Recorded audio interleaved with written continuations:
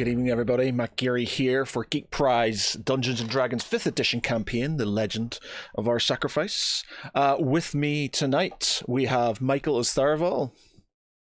Good evening, everyone. We have Wes as Valashil Nostius.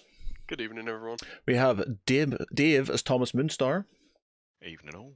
Mark as Lance. Hola. And Pete as Draken. I'm back. Yeah, I'm back. He looks familiar from somewhere. Do we know him? Okay, so we kind of left it off last week where Valashul had basically Tharaval and what's your brother's new name? Tiravel. Tiravel. Ceravel with an S. With Ceravel. And Ceravel basically made their way to a unsavory bar in the sea at the sort of waterfront called the Pig and Harp.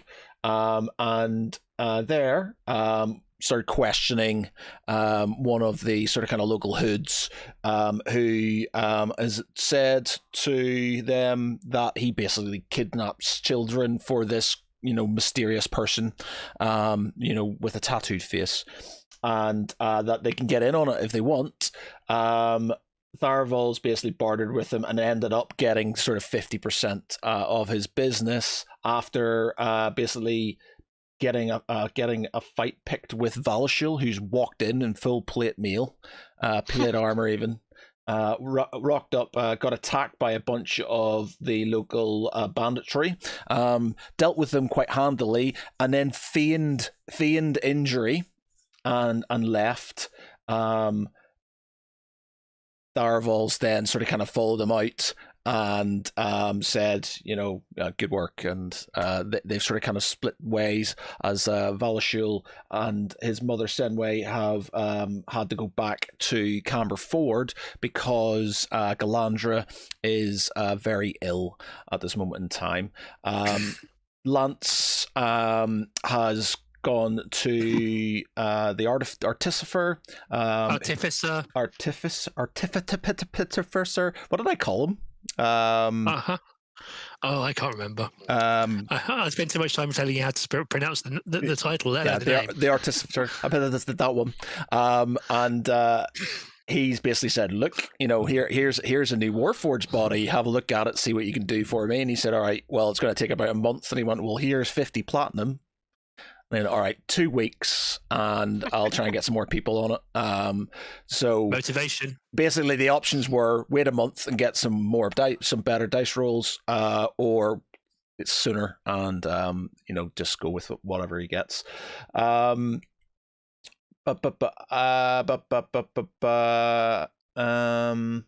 If you do, by the way, I was thinking about that. If you want to sort of pump more money into it, then you could probably get some extra sort of dice rolls and stuff. But the way I think I'm going to do it is, so you're not infinitely upgrading stuff. It's going to cost you more each time to sort of kind of increase and stuff. As for Thomas, he's sort of, what did you do in Camberford, Thomas? Once Valashul and Senway arrived to tend to Galandra, I disappeared back off where I was headed to my wizard tower in the first place. That's right, he did. And then Draken took himself off to talk to the Dragonborn, and we did a little bit of RP with that over the last couple of days. You can check that out on our Discord channel if you're that way inclined. It's in the Camberford RP chat.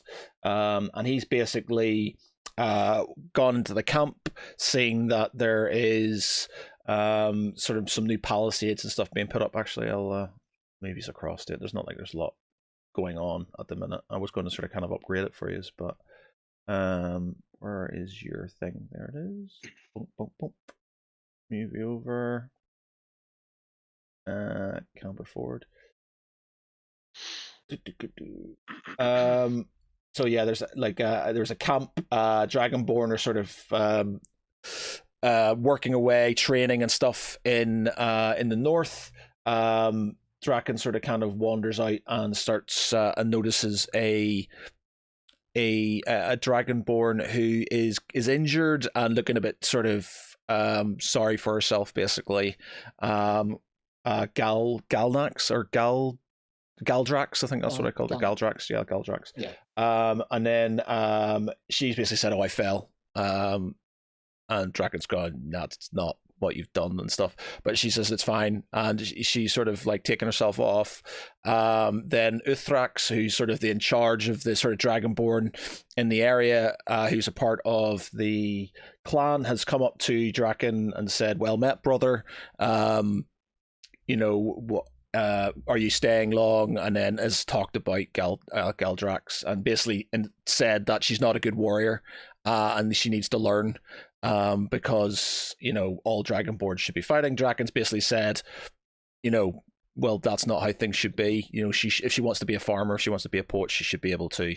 And he said, there's not enough of us around to have that sort of luxury. We all need to be able to fight. And that's kind of pretty much where it ended. He sort of walked off and sort of carried on sort of with training with some of the other Dragonborn, as Draken sort of shouted after him, basically saying, what did you say in your last thing? You cannot fight darkness with darkness. You can't fight darkness with darkness. Tom says, word on the street is that Tharvol's granddad wears swim caps to bed and slippers in the bath. Welcome back. My grandfather is a saint.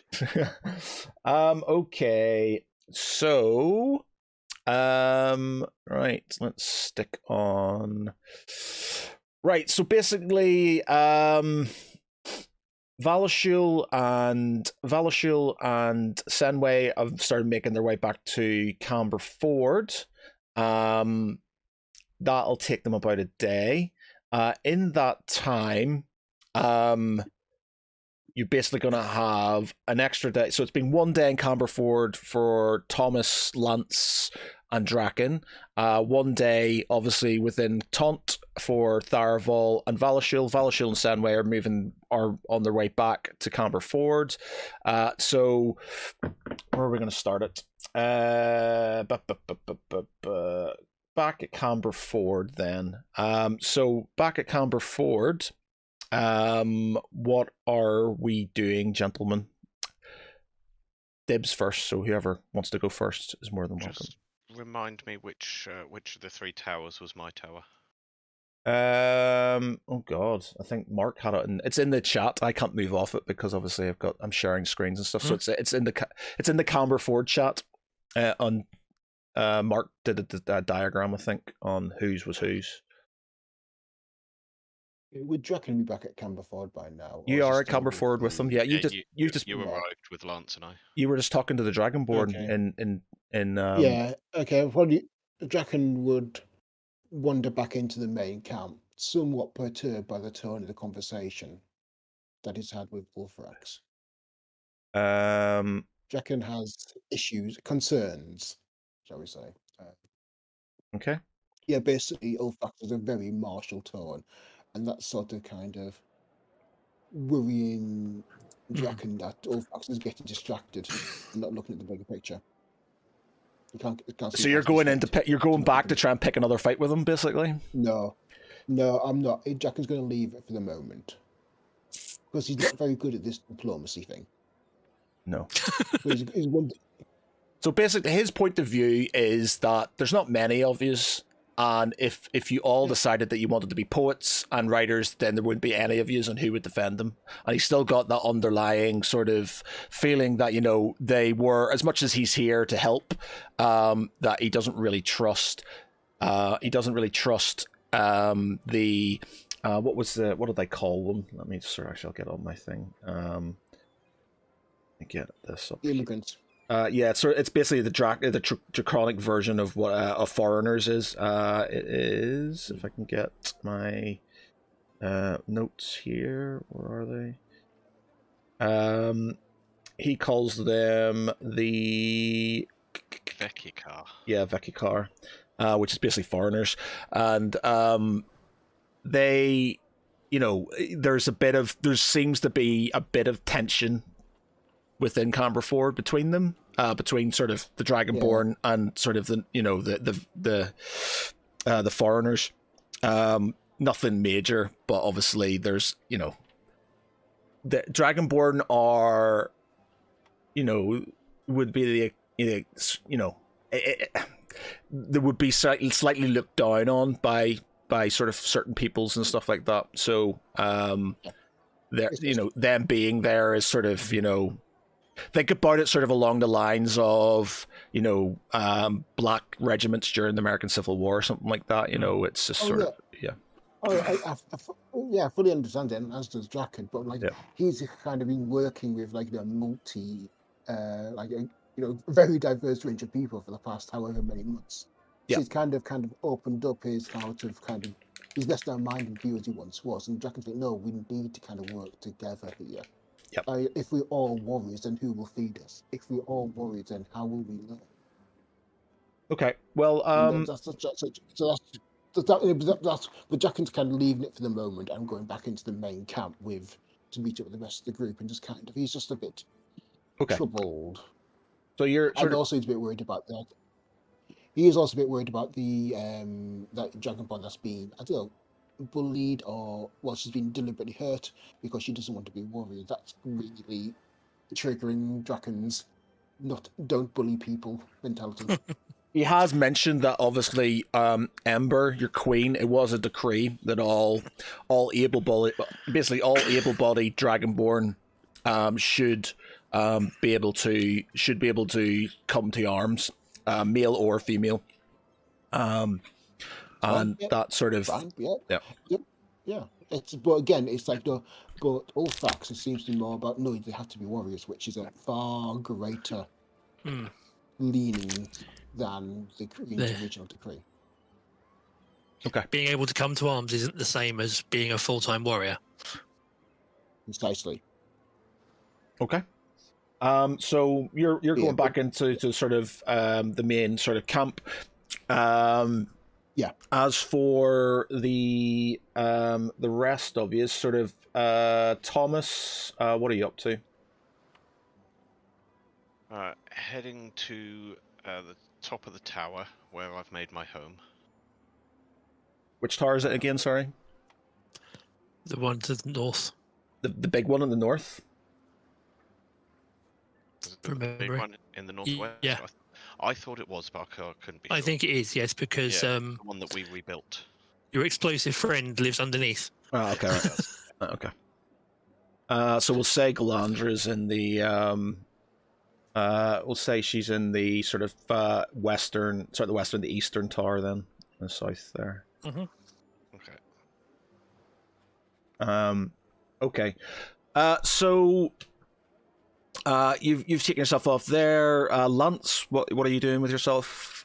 It's hard to avoid noticing that Draken seems quite troubled, and with Thomas off to do his thing, and with me having taken care of my business, I take him off to one side to try and find out what's up, because obviously, if we get back here and there's already problems, and we've invested so much time in trying to make this happen, I want to see what's going on and try and get a head start on things.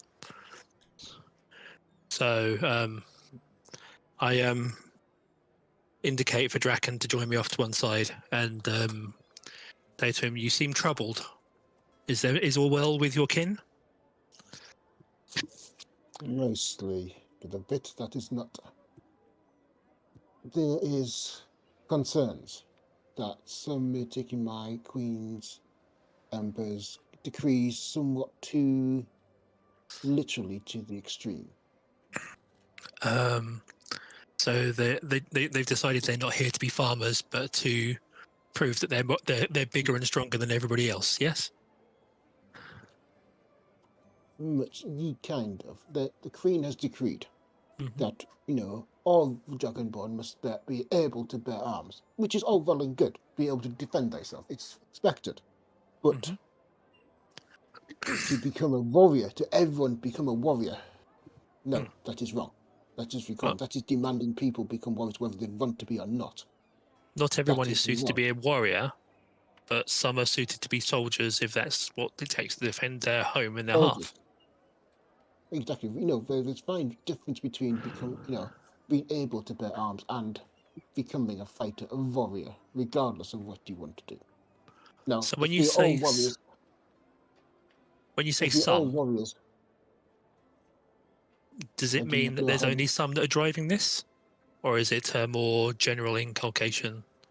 Is it something that maybe we could head off early It is with a small difficult. action now? It is difficult to say right now. It is difficult. Hmm. Spoken to one person, but I get the inclination that this is more than one person behind it. But he is definitely one of the people who is feeling more strongly. Says I have become soft. That sounds like one of those conversations that we'll need to have in more detail with him.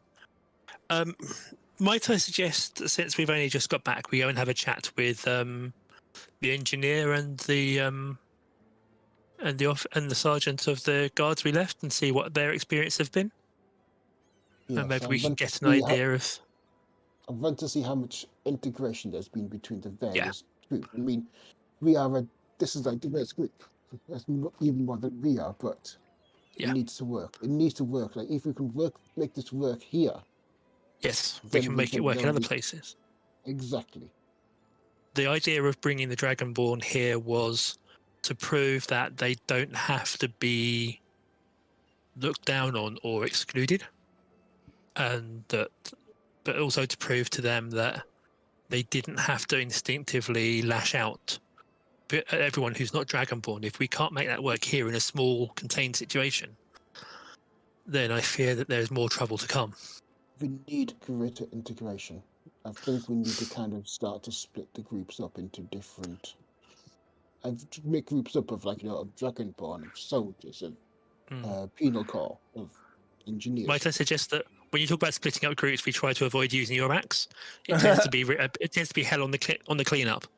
Are you talking about segregating them or? No, I think he's talking about sort of integrating trying them. to encourage them to integrate and mix. Exactly, basically splitting all the different groups up so that each group has to kind of mix of all the different factions. That may be more difficult to do in the short term. It may be a long-term thing, but shall we go and talk to the engineer and the officers and get an idea of what their experience has been to now? So you've got Atkinson, the engineer. That Cleveland's the name of the artificer. Artificer. Then we've got obviously Jonto, who looks after the thieves. Mm-hmm. You've got Annabelle Thatcher and Yanklee Chaos Braid here for the Dirty Dozen. Or sorry, Val's Vagabonds, as could be. We had some monks as well, didn't we? Yeah, he's there. Codfile. And then guards, Timon Cross Sergeant Timon Cross is in charge of the guards. Okay. So I would suggest that we grab Cadfael, Timon Cross, and Atkinson, and a couple of the others, and just get an idea of how things have been while we're away. Obviously, we've left them in charge of a large chunk of our cash as well, so we're going to have a catch up at some point. And if we do that now while we're waiting for Valashul and his mother to get here and look in on Galandra. We need an accountant for this. Well, yeah, and we want to get ahead of things for a change. Everything's been driving us for the last few days, and I feel that we need to get control of things for a change. That would be good. Michael Matharavel, what did you say? What were the Thieves Guild able to do when they were what was their sort of thing? They were basically given like tasks of like sort of raiding enemies or interacting with known criminals with the nearby town. So basically, if there were crime that was sort of being committed, they were allowed to go in and steal from them or do stuff like that. Other than that, it would be raiding the likes of camps and supply lines from enemies in general. I think it was, from what I remember. Right. So at the moment, I'll just get my notepad here. Where's my notepad gone to? Oh, there it is. There it is. That's at Cerevel. The other chat.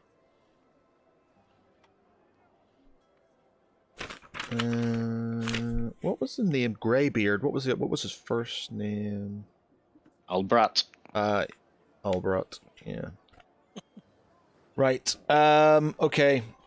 So, all right. Okay. So, you're talking to Cadfile.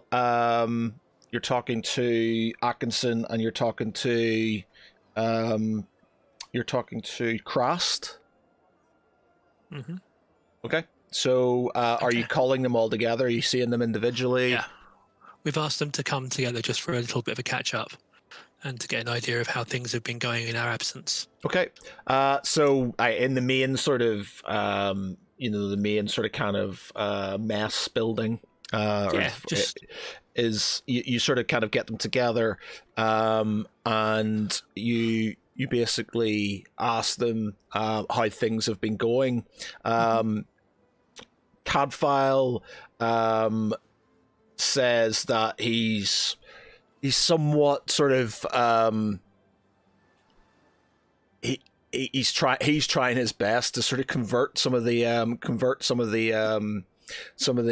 rogues, some of the sort of thieves guild and stuff, and that he's been visiting the Dirty Dozen or Val's Vagabonds, and to sort of kind of see if they will see the light in Bahamut, and currently is getting nothing from them. He hasn't had much interaction with the Dragonborn. And I don't know if it's fear or he just hasn't sort of had much time with the Dragonborn. Crast again seems to be he seems to be sort of trying to keep an eye on the thieves. Obviously with things, they seem to be quite restless at this moment in time. They seem to be sort of like Jonto doesn't seem too overly impressed at this moment in time. There's been mention of there's not a lot to do, and they were told that they could sort of do this, that, and the other, and because of certain things that have happened recently, they're not able to. So they're restless. They're restless. Therefore, his men are sort of trying to keep an eye on them to sort of make sure that all the sort of supplies and the money that's come into the fortification is still there. Is still there. What else? But yeah, they sort of infer that the Dragonborn keep themselves to themselves and don't really sort of interact much. Say it again? Has there been any interaction? Apart from some of the guards, Crass basically says, apart from some of the guards sort of, who stand guard at the main gates, sort of, nodding their head, and you have the odd one who needs to come in to get materials and things like that. But apart from that, there's been no sort of general. They stay outside the walls and do their own thing. Has there been any malice? Either to or from. We've had a few sort of drunken sort of points where especially the Dirty Dozen, who are slightly less diplomatic, have potentially caused a few sort of issues while drunk, basically. And there's been a few scuffles, but nothing that hasn't sort of nothing major. I have a question for you. Is there anything that the Dragonborn could do actually in this camp? that would help. He sort of kind of he sort of looks at it and he says, "Well, that's up to you. It's your fortification. They'll I'm assuming they'll do what they're told. Yes, In the end, there's lots of I'm not saying. there's lots of things that can be Is there done. something we need to encourage working with each other? This division, it is not good. Not good at all. Krast is, you have to. He basically says you have to understand. A lot of my men aren't used to, and he's about to say a sort of slang word for them, but sort of kind of restrains himself and says, they're not used to, Dragonborn, and obviously are a bit sort of they've never sort of encountered them really, bar yourself. The Dirty Dozen have nothing, or have zero interest, and the Thieves Guild, partially are looking at them as potentially soft targets for thievery. So with the dozen, I seem to recall they're supposed to be undertaking martial training. How have they been doing? He says that they're basically some of the worst pupils the worst sort of soldiers he's ever had. They're ill-disciplined, they're disobedient, and he's struggling with them because he's basically just being left with a bunch of criminals who, and they have a new freedom, and they're just not that bothered. And with Val off and about and other people off and about, they are not sort of really listening to him. So I had a couple of thoughts that occurred to me. So on the Dragonborn side, as I understand it, there is a focus on martial training above other things, correct? And a tendency to shun those that aren't Dragonborn because they're different. On our side, Distrust. Yeah, on our side, they're looked down on because they were conquered. And so everyone decided that they're great targets because they're bottom of the pile, but they're also dangerous targets because, big muscles, teeth, claws. We also have some bad students that seem to think that they don't have to train. So I had the thought that maybe we talk to them on a couple of levels. First off, we need to show some trust, correct? That the only way we break distrust is by knowledge and showing trust. So I turn to the sergeant and say, how would you feel if we were to look at running joint guards? So one of your men and one of the Dragonborn, rather than two men at a post, one man, one of your troops, one of the Dragonborn, and we rotate them around so that they are in a position where they will get to know each other a little bit better. Roll me persuasion. Advantage. Yeah, you can have advantage on it. Yeah. Yep. Okay. He's, he trusts you. He wouldn't be there if he didn't, and he sort of he agrees. He's a bit sort of unsure about it, but he says, whatever you want. He's happy enough to sort of do that and basically force his men. He says that if his men cause any issues, then they'll they'll have their wages docked because they're paid. So he has sort of some sway over them and stuff. Possibly we can lead by example. So how about you said you encountered one of your people that was a little bit on the aggressive side and didn't seem very fond of you, correct? Who's this? Sorry. Draken? Oh, Draken. I don't think it was. I don't think it wasn't. There wasn't the inference that he didn't like him. He was calling him brother and stuff. It's just that he was becoming much more martial and taking the more extreme view of the Queen Emperor's decrees. Yeah, But he thought you'd so gone he soft as kind of well. panic. Yeah. So, how about if we pair him with me and I will draw tonight's guard shift? And we will show the guards that maybe if you would draw one yourself with another member of the, point. with a member of the Well- team. With all due respect, you are not mortal. You are not True. human. You But need to kind of. my thought was more just in his case to just show him that we aren't asking them to do anything we wouldn't do while we're here. Yes. We have multiple guards Yes. stood. We have multiple guards stood. So if we also arrange while we're here for you to stand guard with a member of the garrison as well, then I would we- be happy to do that. yeah, and then we want to be leading by example in this situation. As you've pointed out, you've had more experience with non-Dragonborn. The guards here know you better than them, so there's more trust there.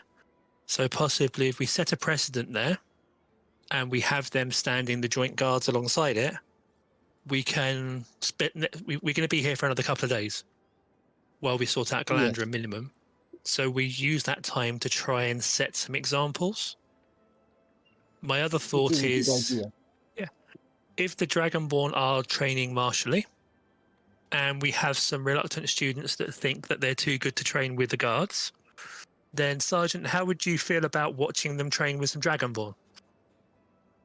So you're talking about the dirty, Dirty dozen. Dozen. Dirty dozen. If they think they're too good to train with the troops, then maybe the Dragonborn can spend some time getting to know. One comment. This might imply that they're being forced to work with Dragonborn as a form of punishment. That is Well, no. that is how it could be interpreted. True. But if we simply said to them that if they felt that the guards have nothing to teach them, then we have a group of capable warriors that are looking to train and improve their skills. And if they are afraid of training, and they want to, and they want the Dragonborn to think they're afraid of them, then they're welcome to stay where they are. If, on the other hand, they think that they're good enough to do what they're doing and they don't need the practice, then they can show us how good they are. And they can show the Dragonborn as well. Are you suggesting a vote game between the Dirty Dozen and the Dragonborn? I'm simply suggesting that they seem to think they're too good to train with the good sergeant and his people. So they obviously think they have something they can teach people. And that your people want to improve their martial skills, so if you just train against each other. Danny says you're going to slice me open while I'm not even playing, Matthew. Oh, well, Danny, you know, if you've got time to comment, you've got time to play, you've got time to be cut open. That may or may not happen. Danny has a newborn, we understand. Yeah. Annie, I'm sure that if you come up with some cookies, you might come up with a teleport spell. She's not next door now. She has to go up the road to give me cookies. You see, so it's a harder sell. How much does she dislike that whole cutting open thing then? Well, we don't know. Motivation. We don't know what's going to happen yet, so we'll see. Things may or may not happen. Depends. Okay. So the sergeant Crast is happy enough for you to sort of take them off his hand because he's got other things to worry about, and the Dragonborn, if they sort of knock him into shape, then brilliant. And they don't seem to like them anyway, so it'll be unpleasant for them. So he's happy enough for that to sort of be a thing. The tough lessons tend to stick a little bit harder, I think. Yeah. Okay. Yeah. Okay. Yeah. That's it. So how are we doing this then? So I suggest that we maybe set things up for the morning, and that we go and have a chat with the Dragonborn first, and make sure they're on board with it. Since they want to train, we're offering them an opportunity to train a bit more. Okay. And the Dirty Dozen will do as they're told, or we'll kick their asses and drag them out there. Okay, cool. While this is happening, Thomas, are you doing anything? Quiet contemplation. Just having a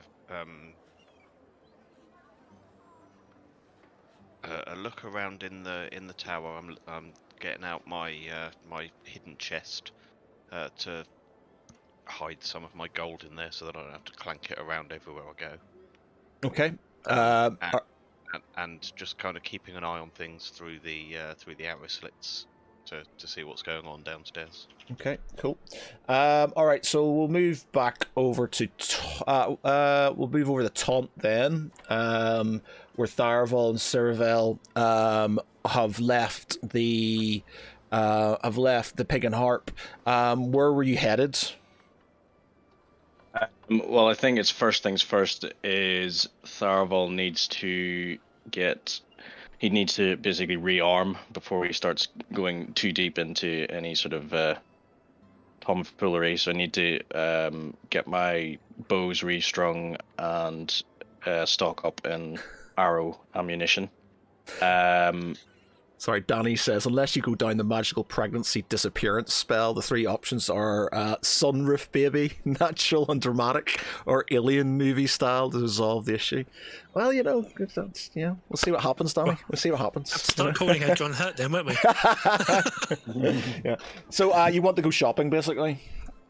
Yeah, well, see, right, well, I'm assuming to get the bows and things restrung, I would need to like attend like either a blacksmith or an archer's guild or something like that. But I was wondering, as far as the fence is concerned, is he only for selling certain goods to, or would he have things to actually purchase as well? He would probably have sort of black market items that you could sort of potentially buy. I'll need to get up a random generator. Well, if you do that, but first of all, I'll go and get I'll stock up on arrows and get the bows, so 2 bows restrung, and then I'll get like all my armor and everything fixed as much as needed. So okay, that'll be 40 bodkin arrows. Okay, so 2 bow strings, and then armor, and getting my sword sharpened as well. okay, make a list of that, and I'll give you a price. We'll say you've got it done now, so you're not faffing around with sort of menial stuff that we can do downtime stuff with that. But so just make a list of what you want, and then I'll give you a price. That's cool. Well, yeah, the fence I can come back to. I'm not going to do some shopping and stuff like that. I think for the time being, so from what I remember, we had to meet the guy at, was it dawn, or I can't remember, or was it? I can't remember what time we were supposed to meet him at under the bridge. Did I actually have this in my notes? Session notes.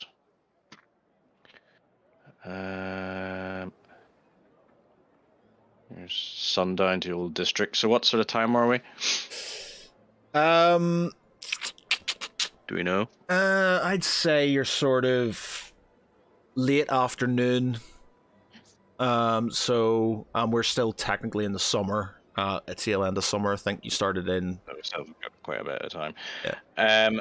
So I think the plan from here on in is basically we need to recruit street urchins, young street urchins. We're not planning on kidnapping any children or anything like that, but Just 2 large bags of Turkish delight, yeah? I think the idea basically is to maybe attract some street urchins with maybe pouches of gold or something like that, and upon catching them, I think so. So basically, I think we're going to head to a sort of, I think we're in that sort of end of town. I think what we'll do is maybe have a coin purse sort of, standing out quite noticeably on my belt.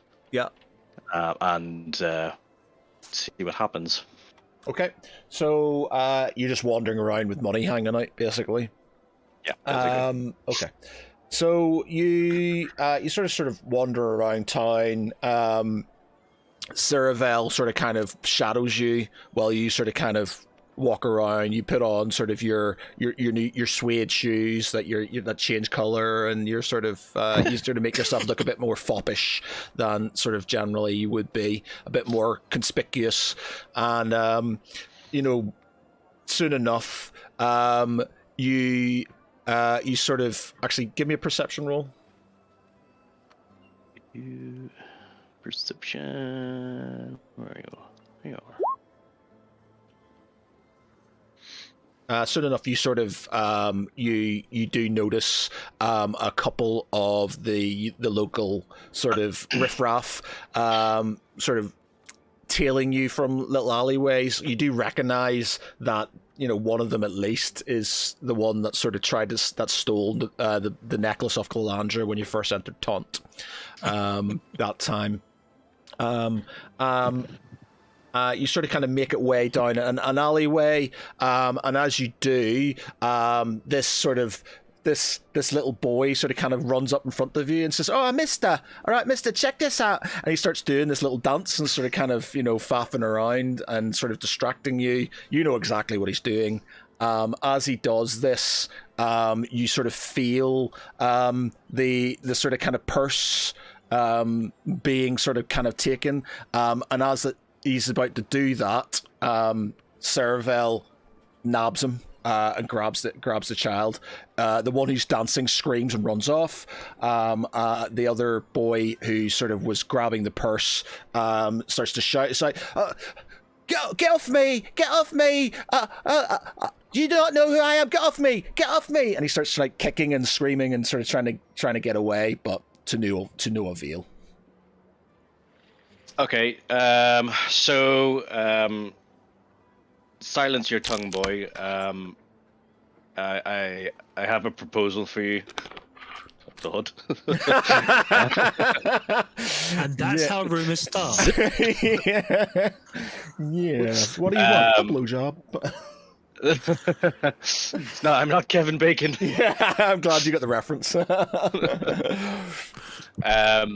So basically, I'm going to explain that.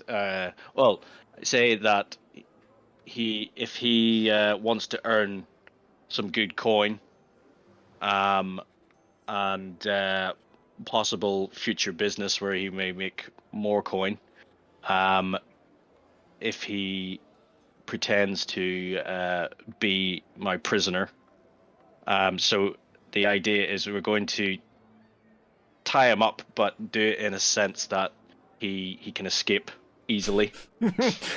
Persuasion, and no advantage on that because you've tried to kidnap him when you're telling him you're going to tie him up. But what if I dangle a purse of gold? A purse of gold. Stop it, you all. My balls. So There goes his sack in front of the boy.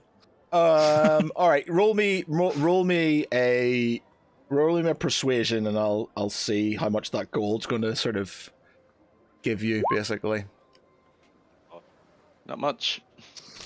Yeah. The little boy is like, "No way, mister. That's not happening. I don't trust you. I don't trust you. Why would I do that? No way. No gold is going to get me to let you fucking perverts tie me up and have your way with me." Very well. You'll be going to the town magistrates as a pickpocket. Okay. Roll intimidation. Be much better, is it? Oh, God. He's like, all right then. It's better than your persuasion roll. All right then. Go on.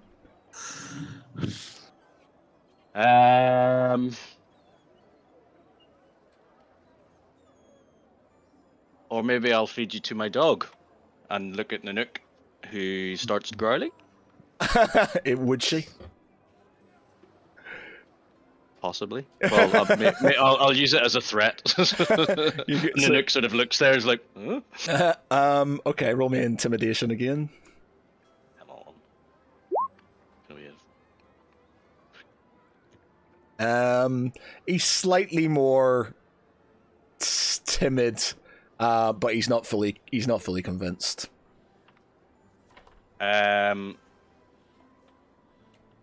Question him, what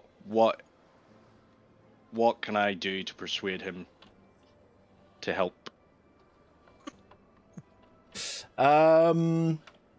Ooh, interesting. Okay. He says. He says that fancy ring you've got on your finger. Give me that ring. Which one is he pointing at? Your ring. Your fate ring, is it? So the So I've got Ring of Fate, Ring of Evasion.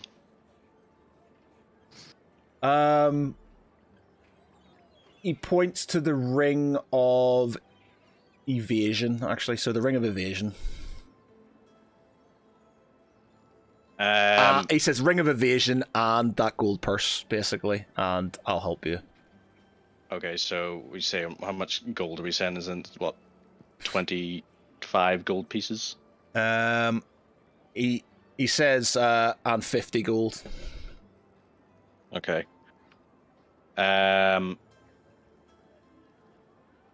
What does the Ring of Evasion do? Does it just increase your...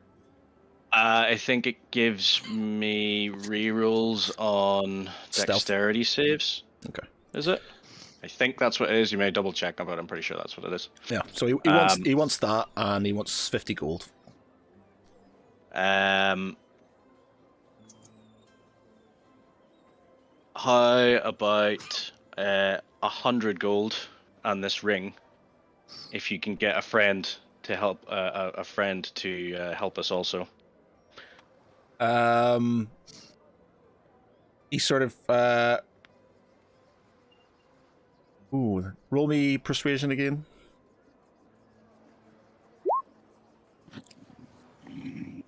Odd.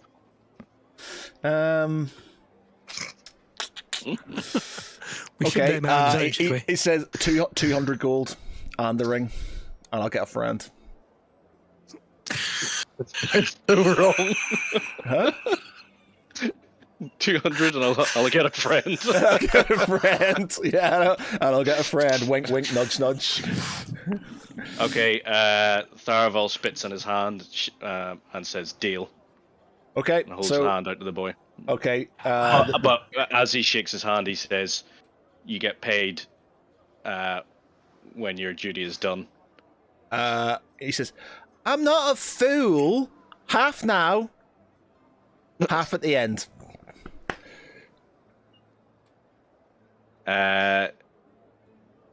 If you betray me, boy, I will come looking for you. he sort of laughs like he doesn't believe you, but okay. He says okay. So I'm gonna hand over 100 gold then. Yep. Okay, so he sort of kind of runs off. Saravel just sort of kind of laughs and just sort of kind of sits there and laughs at the whole thing. So he sort of kind of runs off to try and get one of his mates to sort of help you out. Okay, so Val, it is late, sort of early evening by the time you get to Camber Ford. Starting to get dark. The torches and stuff are being lit. What are you doing? Making my way to check up on Galandra. So you're going straight to Galandra? Yeah, I mean that's the more urgent thing. Yeah. Okay. So you sort of kind of make your way through Camberford. You sort of get a few nods and sort of you see sort of Chaos Beard, sort of Chaos Braid, is that was his name? Chaos. Yeah. What Chaos was it? Braid. Chaos Braid. He's sort of drunk and sort of like sort of sees you and sort of mumbles something very drunken and sort of dwarvish, and as you sort of go and walk past, he sort of kind of gives your mother the wink and sort of, it's like, Mental note made. So you make your way to the tower. As you sort of get up into the sort of kind of into the main tower, there is Gregor's there, as he's always been, sort of kind of sitting beside Galandra's bed, and Daisy, who was the sort of the maid, she's sitting there sort of kind of mopping her brow and trying to sort of make sure she's comfortable. Your mother, as she sort of comes in the door, gets this sort of, starts to feel really sick and slightly doesn't really want to sort of, she kind of hesitates before she goes in through the door. Okay. I turn and ask her what's up. Hey mom, right? what's up? what's going on? what's up, mom? She's just like, I haven't felt this way since I met her after your father died. This feeling of darkness and sickness surrounds me, and she sort of kind of starts to retch slightly as she sort of kind of gets into the room. You sort of kind of steady her slightly. Daisy runs over with one of the sort of monks who's sort of helping, and they sort of kind of sit her down. As you sort of put her down in the chair, you hear this sort of laugh coming, and it's sort of a serpentine hiss with it's sort of it's feminine, but it's raspy, and it sounds evil. It doesn't sound right, but it's not coming from it, and it's coming from basically from Galandra, where Galandra is. You hear this sort of kind of this laughing. Oh, great. Okay, so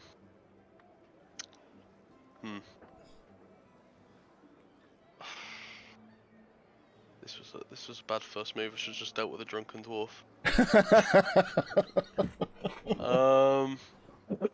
So am I obviously registering the evil presence in the room with my divine sense? Yeah, you know it's there as well. You can feel something. You can feel something odd.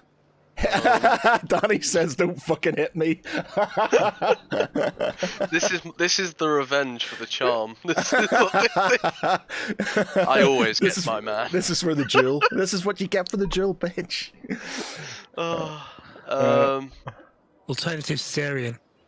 With divine smite for added spice. Thunderous spice. Knock it out. Delivering babies with a divine smite afterwards. Projectile. You can't hit a pregnant woman, she says. What if it's evil? Danny's be grateful there's not a fireball. So you hear this sort of kind of laughing, or are you are you moving towards the bed, or? I'm gonna approach Galandra's side, and I turn to those present and ask like if they have any further details as to what's actually happening. Gregor's scared. He's just like he doesn't know what's going on. The monk belts it out of the room and he just leaves. Daisy is scared, but she's sort of trying her best to sort of deal with Senway. As you sort of move towards the bed, you see sort of kind of Galandra, what is generally an angelic-looking figure, is sort of quite sort of sweaty and pale, and you can sort of her eyes are open, but they're black, they're dark, and they're black. And the laughing, as much as her mouth is closed, is coming from her.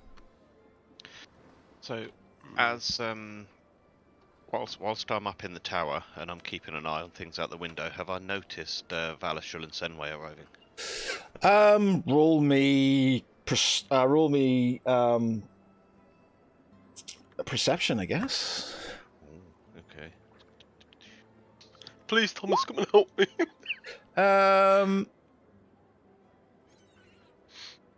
Yeah, okay, yeah, why not? Yeah, so you notice somebody coming in the gates. You're not 100% sure who it is, but you kind of have a good idea that, somebody coming in and making their way towards the tower. You're in the far north. You're not really going to see anything much because they're in the east one.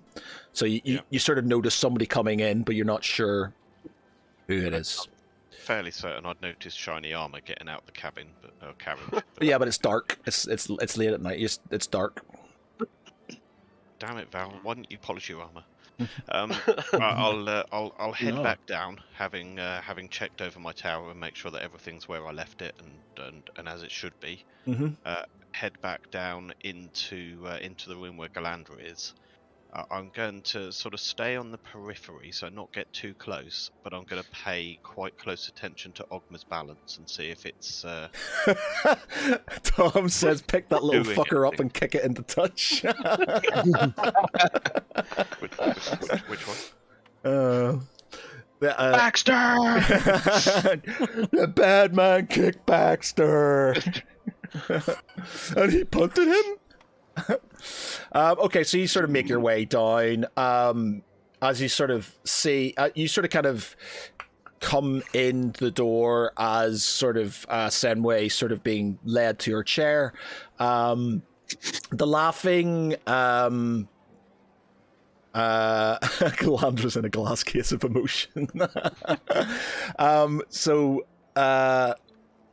Val moves over towards the bed. You can hear sort of laughing, and he basically you hear sort of like you are here. Are you going to come back to us, Senway? Andrew's voice just broke. Do we? Say it again. Say it again. I think Landra's voice just broke. Yeah. Don't put me off trying to think. Danny says, Concentrate. as if you're putting my life in the hands of a shark punching, trap setting off, brother's friend killing, charm tanking, fireball throwing group of dysfunctional adventurers.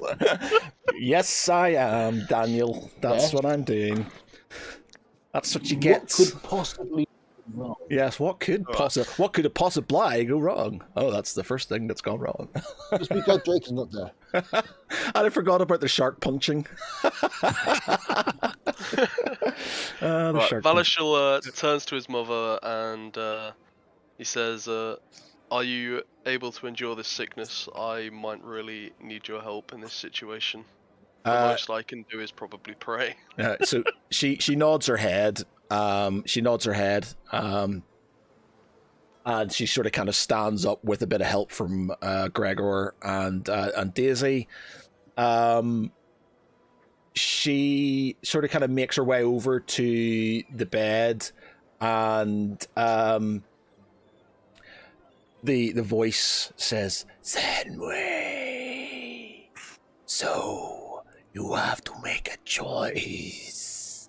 Defeat me and join us, or let the elf die. Can I compel it to duel? What, Glandra? No, the demon. Can we exercise the demon and I bring it have into the material plane the and demons. then fight the demon? Go to the Fuck gym, the and get an exercise bike. Galandra wakes up and guiding bolts everyone in the room. Oh dear. Okay. Sorry. So what were you doing?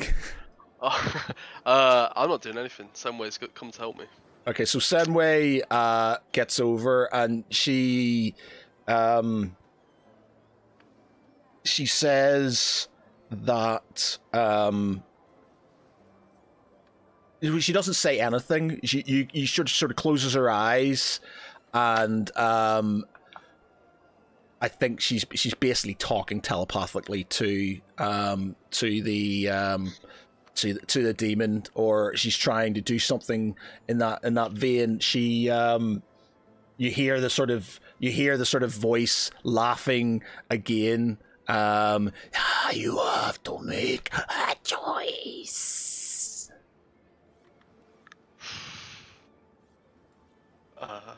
Or there will be consequences. So what is? What are the choices? So, Sorry, can I just ask what are the choices? she basically says to you, she's like, I told you when I first met you, I can't kill anything, and to extract what is within Galandra will give it a Tom says give it a Snickers. Harry Potter. Okay, so she says I can't kill anything. I swore this, and she's holding me to this. If I take this darkness from her, I will have broken my word, and they will have me. It will save her life, though. Otherwise, she will die giving birth to whatever returns from this, comes from this. There may be a way to extract this darkness, but if you wish it, I will break my word and take it from her.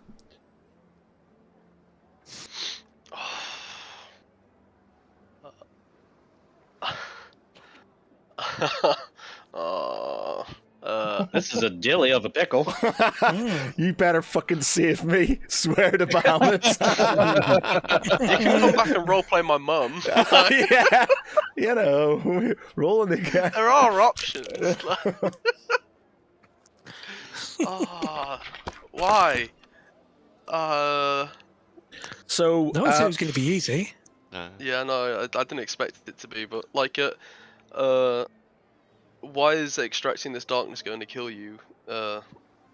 it's not. You're not killing anything. It's not. She says, "I."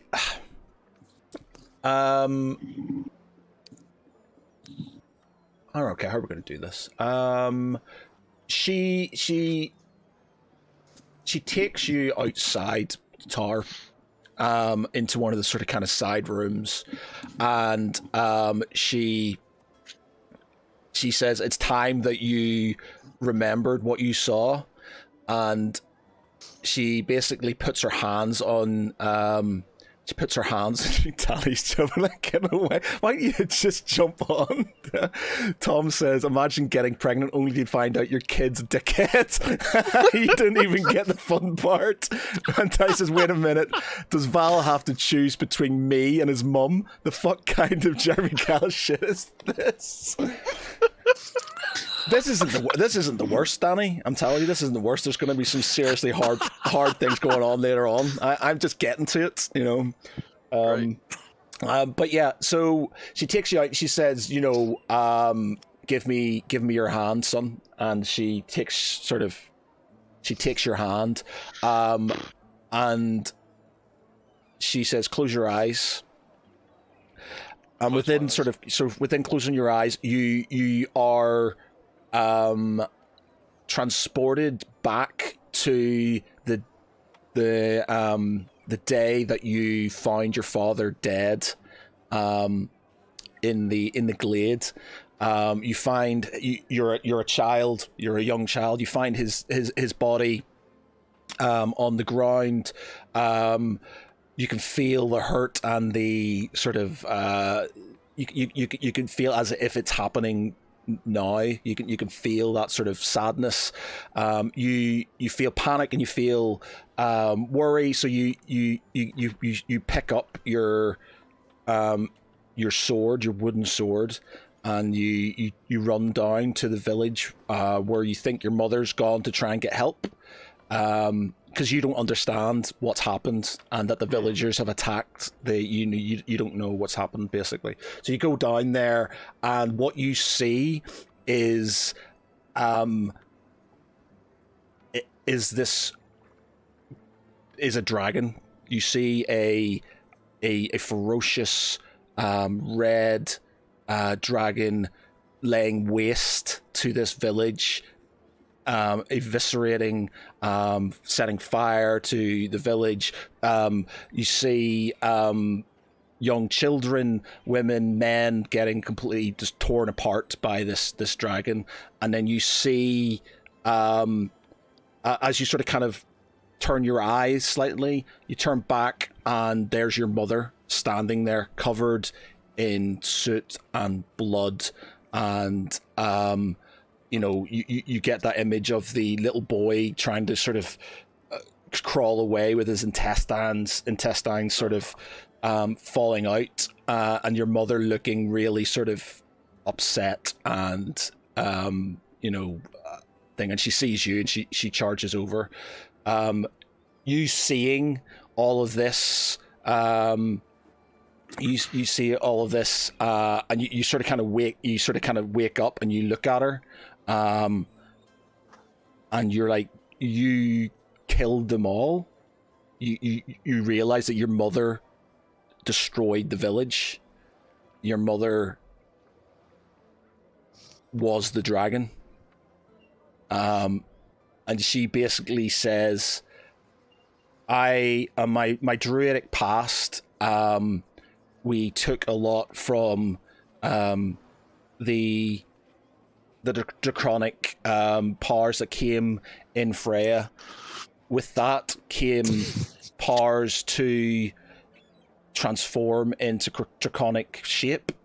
Unfortunately, the draconic shape that I had taken is one of rage and anger and hate. And when I lost your father, it came out. And I saw nothing but the need for revenge. And that's what's inside me. And I basically, after you were taken from me by the Legion, when you were taking me by the Legion, I was visited by a dark-haired woman, who I believe to be the what's the word? The Avatar? Yeah, the avatar of Tiamat. And she basically insisted that I join her, and get revenge on all those who killed my beloved, your father. And I swore to her that I would never hurt another living soul as long as I lived. I would never become that creature again. That's why I can't hurt anybody. That's why I can't, anything. I will not destroy anything, kill anything. And as a part of that, the Avatar has scratched my face and said, a deal has been done. The day that you kill anything is the day that you are mine.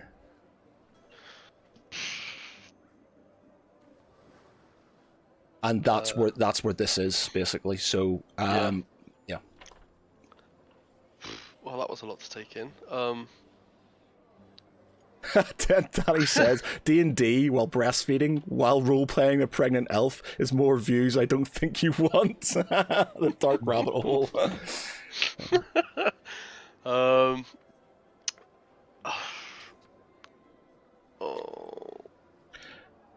So options are she can do it and basically sacrifice herself. Or she can you can try and find another way around it, basically. She's willing to do it. If that is what you want, basically, she'll do it for you. Your father sacrificed himself for us. I'll sacrifice myself for you. If that's what you want. I can't let you sacrifice yourself after only just being reunited with you. We can find another way and break this binding you have with Tiamat. There has to be. As you're sort of saying that, you hear more laughing. It's like, she will be mine, paladin, and you cannot stop it. Why? At this point, can I run off and seek magical help? Can I pray? Can I seek guidance from Bahamut? You can do if you want to. You can pray. Roll me religion. Oh, come on, religion! Don't fail me now. Okay. So what is it you're praying for? What is it you're looking for?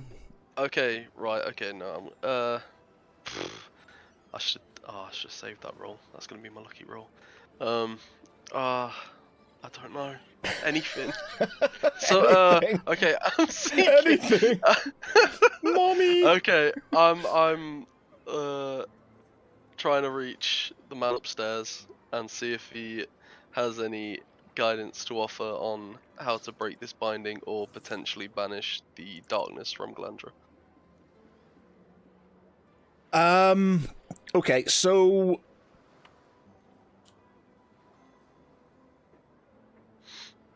you basically close your eyes.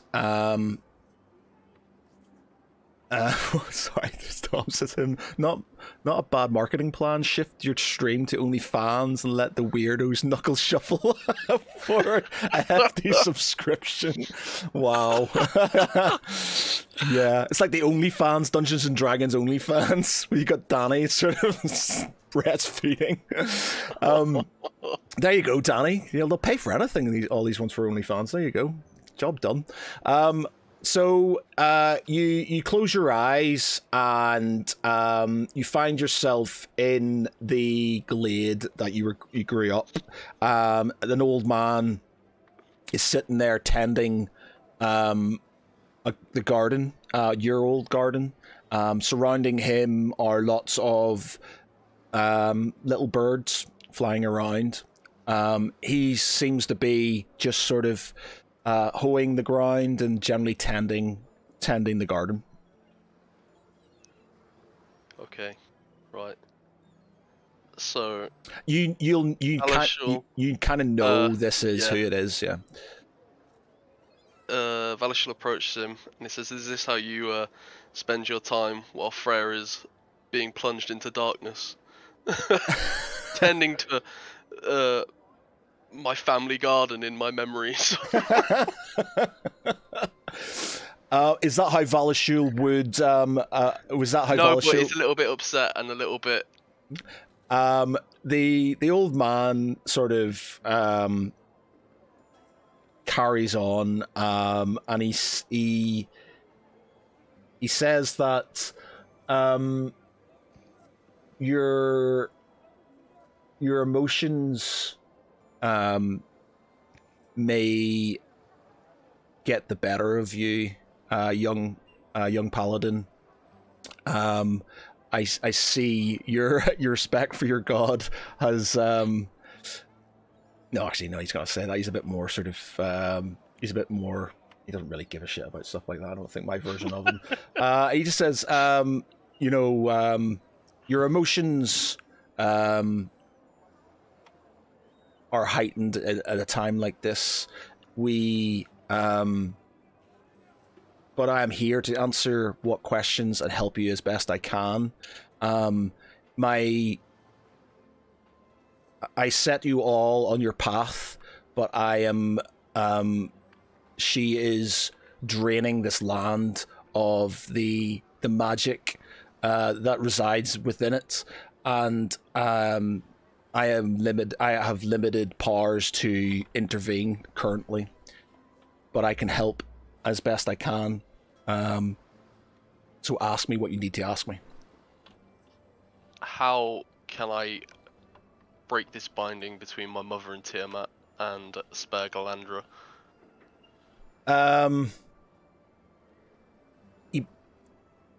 He says that you need a vessel, young paladin, for this dark soul to leave Galandra and to reside in. These vessels you have, I believe, but beware. If you fail to capture this greater, darker soul, then great evil will become Balon once again. So be mindful. While all this is going on, how is Ogma's balance behaving?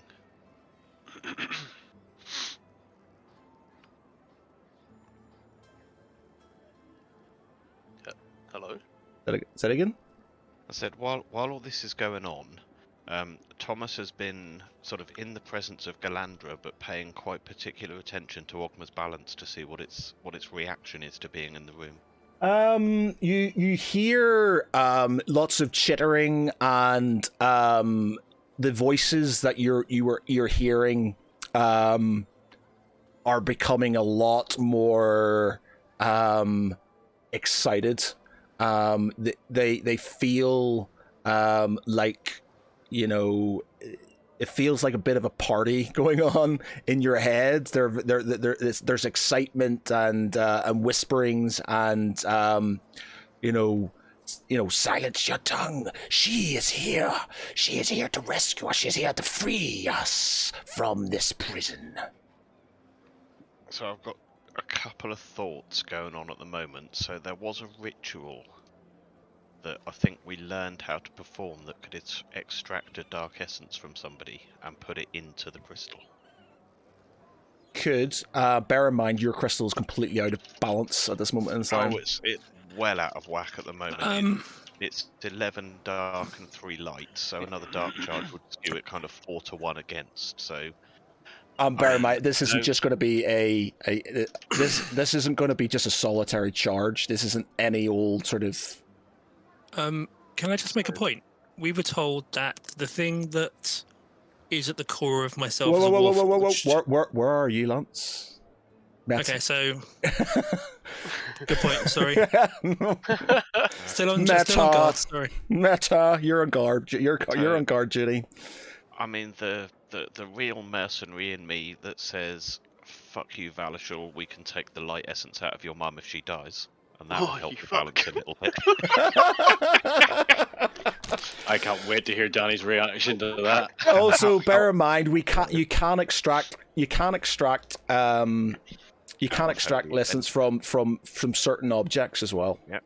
Holy Avenger sat there going spare. You've got your No, spear no, now. you're not having it Don't now. need both. No, I do. I need an arsenal. I've got to fight my own mum or something. Roll me, Droid would be Thomas. having a Thomas, field. roll me history. I hope you fail. Oh, never mind.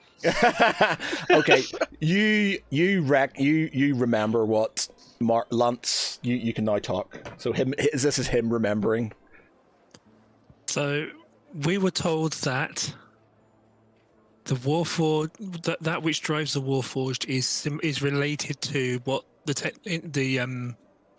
what Ogma's balance does, and we have a Warforged corpse sitting in the Artificer's workshop. We do. Oh god, yeah.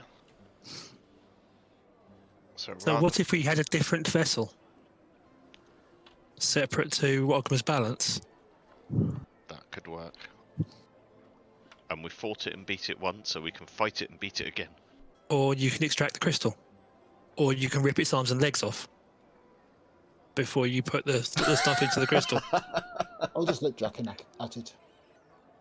I'm sure that the Artificer would be quite happy to disassemble it properly. I'll disassemble it properly. It will not come back together again, trust me. That could work. So who do we need for this ritual to extract the darkness? Bearing in mind that Thomas has keen mind, so he remembers everything that's happened in the last month. Yep. That could be unfortunate if he had a dodgy curry. Oh. Sorry, can't resist. So, are you sort of right? So he, so you're back into the dream, Val. You know, he basically says that you need to find a vessel, but he warns you that it's a dangerous if it's a dangerous ritual, and if the darkness escapes, it could cause more harm than good. He says your mother's sacrifice. He basically says your mother is a powerful being, and her sacrifice, though I believe Tiamat will not kill her, she will take her to bend her to her own will. Could be a dangerous ally against us in this fight. But the release of this darkness could be the destruction of this entire island and the beginning of a second front in a battle which we cannot have. Oh, great. Danny says, go and kill good soul people in the camp to balance Ogma. Quick and painless. They can't just murder. See, the thing is, willing. They has to be willing. Good people have to willingly give their souls to sort of give it. That's the way it works. So, if Senway does the sacrifice, she goes and joins Tiamat and potentially comes back to bite us in the ass. If we fail the ritual and the evil gets released, Balan could be destroyed. Oh, it's all hanging in the balance. It's all about balance. Okay, right. It's got something to do with Ogma's balance, right? We've got that now. Okay, so am I still in there with Bahamut, or is he gonna dismiss he me? basically will he'll dismiss you. You know, he says stay strong, and just know that your father would have been proud of you, and that sacrifices must be made to end this war. And you will do the right thing. I know you will. And you wake up. Don't know what the right thing is. Why, Bahamut? Why have you put so much faith in me? So we, you don't have to make the decision straight away. Your mother basically says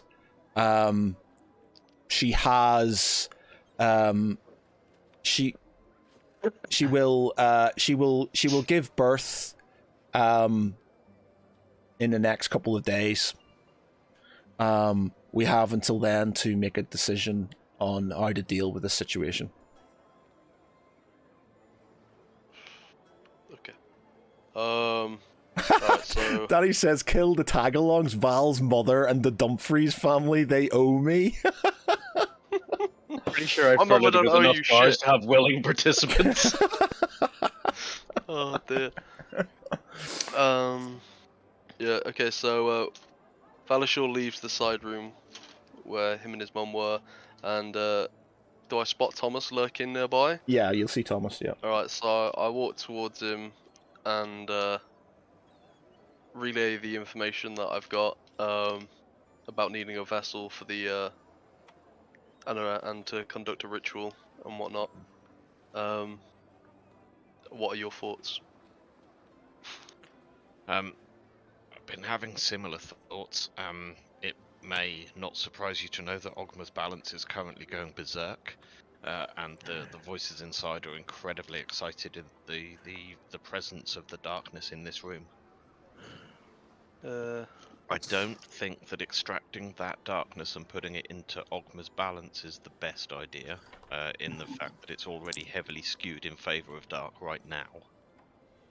However, if memory serves, we do have a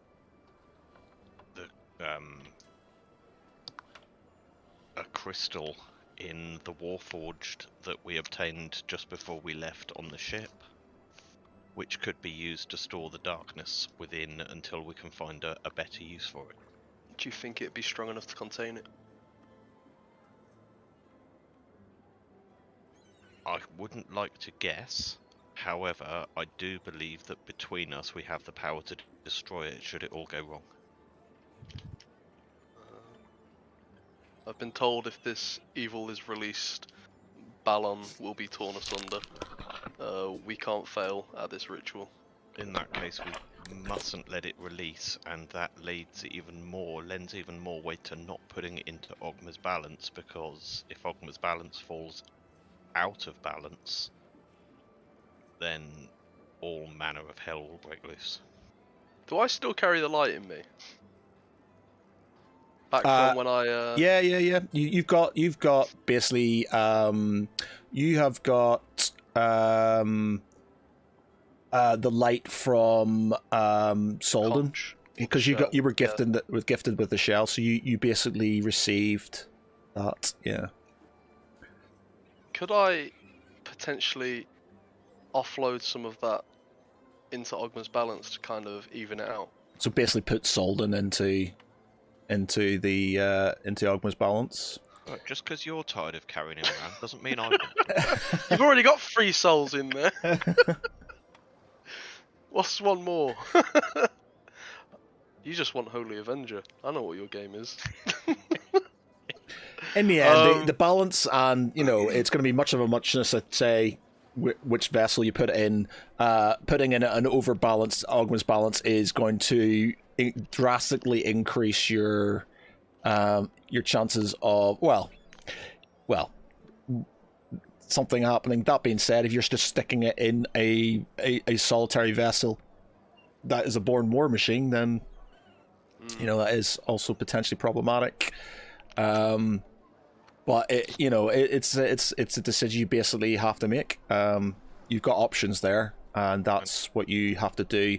You've got a couple of days to sort of think about it. And Cleveland needs a couple of weeks to study that Warforged, doesn't he? To get sort of Lance's upgrades, yeah.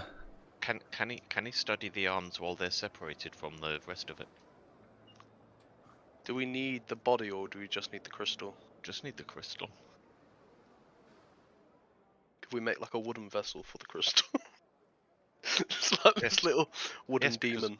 Because wood burns, and that's fine. I can deal with it. Exactly. We can both deal with that. Yeah, so you need to think about this. You don't know. Yeah. All you know is there's potentially a vessel within the Warforged to sort of kind of help them run effectively. You don't know what's in there still. You don't know much about it. You'd have to maybe do a little bit of research. Just about to ask Thomas if we had any tomes in the tower at all, or if like all the magical books and whatnot had been. I will speak with Gibbons and see what help he can offer on that. Alright. Okay. So back to where we're gonna go. so Lance and Draken, are you guys? You guys are just standing guard to, basically Set an example. set an example. So, you, it gets late. You haven't noticed Val's appearance in the town yet. You're basically on the changing of the guard. You get who's it? You're getting Dragonborn and the Dirty Dozen together, basically. In the That's morning, in the yeah. morning. Oh, it's in the morning. You're doing it, Yes. right? Okay, so you're We- just we standing do guard the- now, on your own. Yeah. Right, so you're standing guard. Okay, right. So you're not really doing So much. Okay. We each are standing guard with someone else. He's standing guard with one of the human guards. I'm standing guard with one of the Dragonborn. Okay. On The Ulfrax. with You Ulfrax. Okay. you're standing with Ulthrax. So you requesting Ulthrax stands guard with you.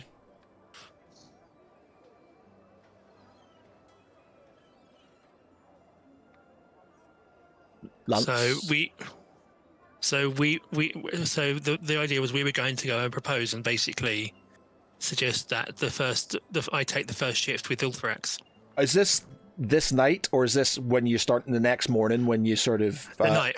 So the idea was to choose one of the later shifts once we'd had a chance to talk about it and pick up, so that we were setting an example for everybody else of the mixed pairings. Right, okay. Right, so I guess you're gonna have to talk to the Dragonborn then, to sort of, because they, Mm-hmm. they're, you're gonna have to persuade them that this is a thing that you need to do and stuff. So is it both of you going to do this, or how are you gonna Yeah. go? Okay. We work it together.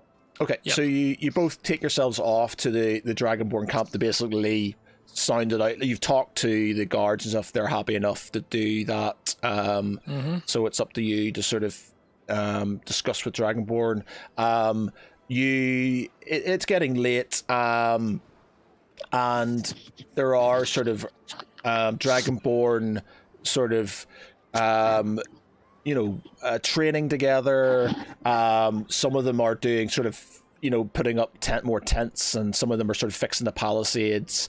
Draken, you notice Galdrax is standing in the circle with the Dragonborn that are sort of fighting, looking slightly sheepish, and Uthrax is there standing, with his arms crossed and generally sort of shouting at the warriors in the middle while they fight. Okay. Well, since Ulfrax seems to be the one leading the training, he's probably the best person to speak to. Okay. So he stands there. And what are you saying to him? Okay, basically, Ulfrax, we require a moment of your time. He says, he sort of kind of looks at you and basically says to the sort of Dragonborn there to carry on as he'll be back shortly, and then he sort of kind of talks to one of them and says, just make sure you keep that grip on your sword like this, and he sort of kind of shows him how to do it, and then sort of walks off towards you. He says, how may I help you, brother? We have an ideal opportunity to learn and gain further experience by working together. And I suggest we do this as an example of what we can achieve by Dragonborn working with human and elf.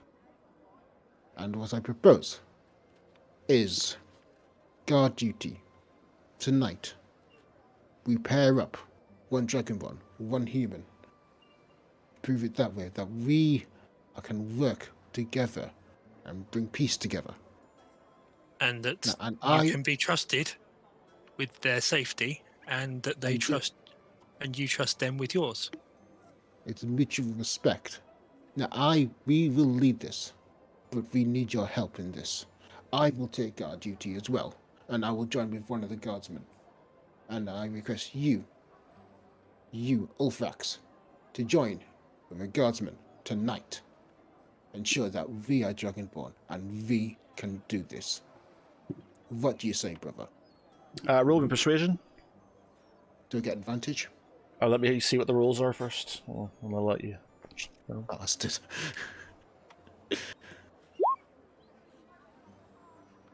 Please let me advantage.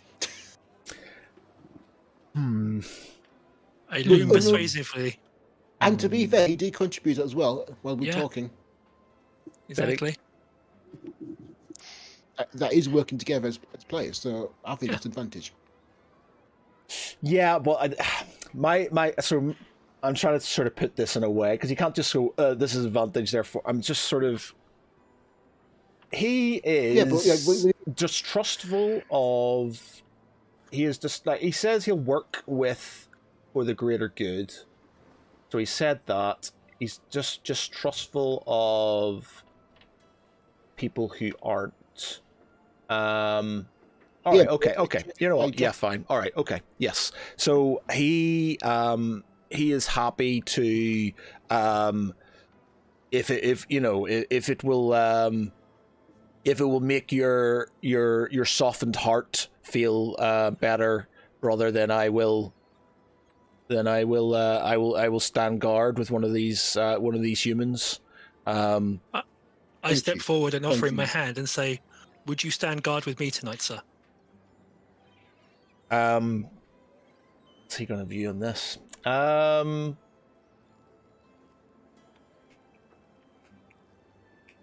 Yes. Okay. Yeah. So he's human, warforged. He says I can't remember what I called them. The draconian version of foreigner, whatever. Yeah. Fine. Correct. I smile. I have one more thing. There's an opportunity for amusement tomorrow. He sort of his eyebrow sort of kind of lifts as you say that. Draken just smiles viciously. A certain element of the human camp feel that they do not need training, that they are more than well trained. And I suggest, why not the Dragonborn demonstrate? They can, some their training and see how it compares with these, shall we say, less than disciplined element. He asks you who are these humans? They are the ones that make up the penal core. So he says,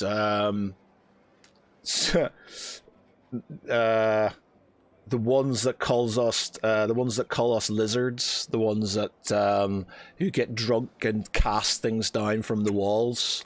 Says the ones that think they're better than you because you haven't kicked their backsides yet.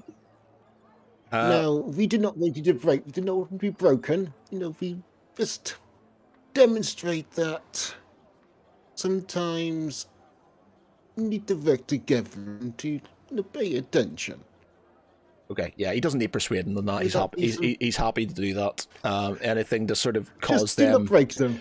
Yeah, he says, I will teach them. I will teach them how the Dragonborn fight, brother, and they will learn a very valuable lesson. As sort of a bit of sort of smoke curls up from his nostrils. That is all he asks. Just like I say, just no serious injuries. We did not want to cause unfortunate accidents. I promise I will not maim The them. medics are quite busy. We just need them to understand that. Yeah, we just think they need to learn respect because they don't seem to have a huge amount, and we thought that might benefit you since they have not been friendly. Respectful. Okay, yeah, he's happy with that. That's fine. Yep. Okay. Yep, he's happy with that. So Draken and Lance will head off and go into guard duty. Okay, cool. Bear with me 1 minute. My dog is being an asshole. I'm barking. Just let me know. I thought that lasted an awfully long time without Boz being involved. We put some order in the fire. Excuse me.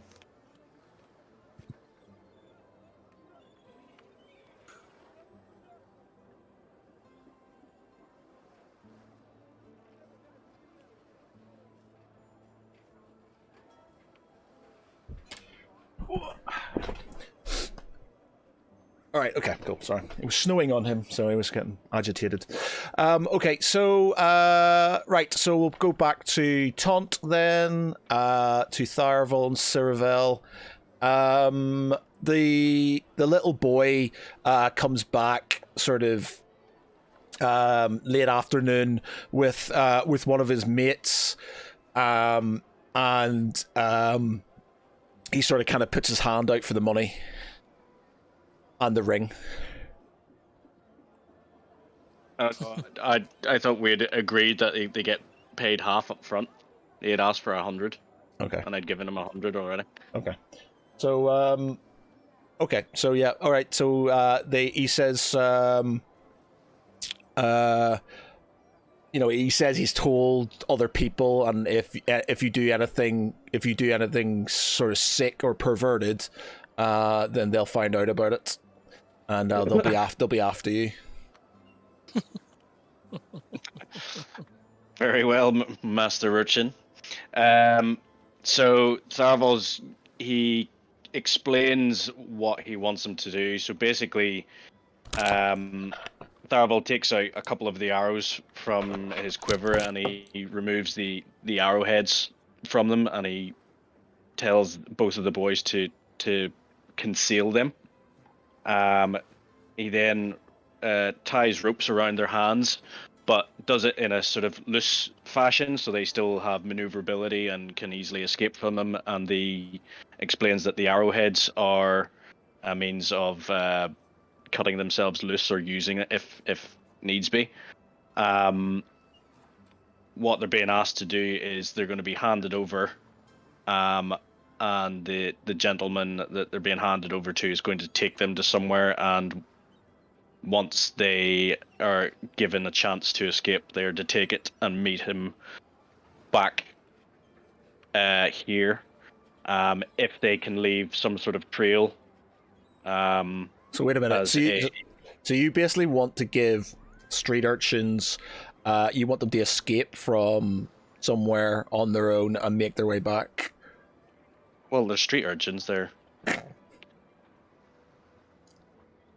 I would assume that they're fairly, Streetwise? I'd say they're streetwise and stuff, but you don't know. Basically, I'm telling them to a point as to where they are comfortable, and at that point escape.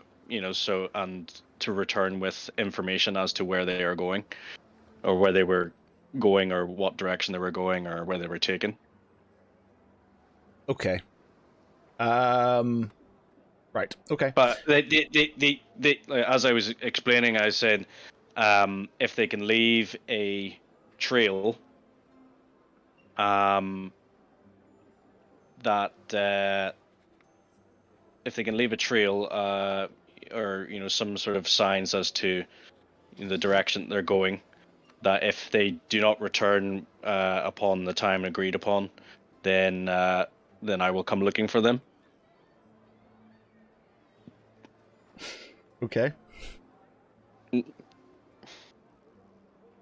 So, let me think.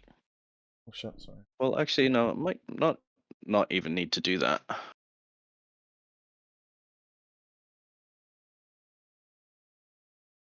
Yeah, we'll go with that. We'll do that. Okay. We'll get some kids killed. Right. Okay. So you tie these urchins up, and you march them off to the bridge, underneath the bridge in Taunt. Standing there is a hooded figure, with a hooded figure underneath the bridge. He doesn't say anything. He just stands there. Can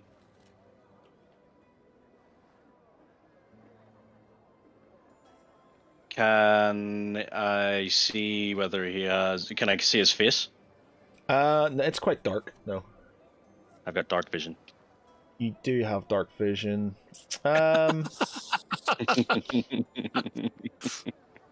Yeah, I guess you can see a tattooed face, I guess. Okay.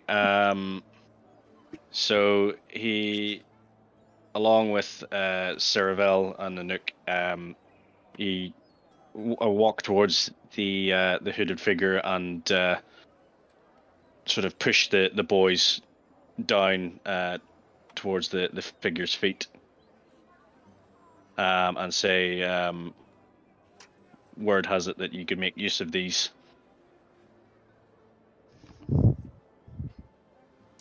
So the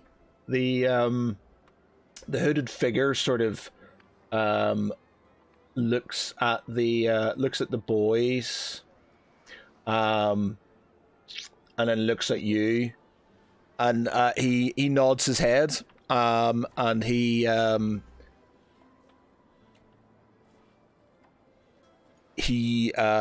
grabs them, ties an additional rope to the ropes that they've got, and just starts to walk off down the river with them.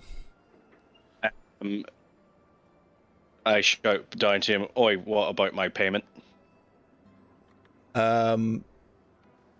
You were getting paid. You don't get paid direct from them. You get paid from him, from Greybeard, don't you? That was the argument was, but then we actually made the deal because he wasn't actually going to go along with that anyway. It wasn't that they turn up, he gets the money, and then he'll give you half. Isn't that how it works? Mm-hmm. I thought we had said that whenever I was trying to persuade him, and he was having none of it, and then I made him the bet, so that part was technically void as to when and who gets paid. Oh god, I could be wrong. I could be wrong. I can't remember now. I think it was that he would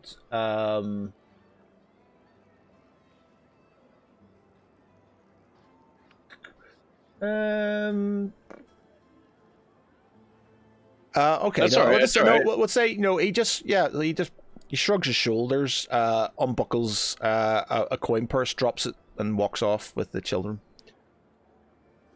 Okay. So Tharaval picks up the coin purse, and walks off into the shadows from behind behind the bridge, and then goes into stealth mode. Fade. Okay, roll me stealth then. You can have a stealth like both these, because basically, Ceravel's basically you, for all intents and purposes. You're twins, so.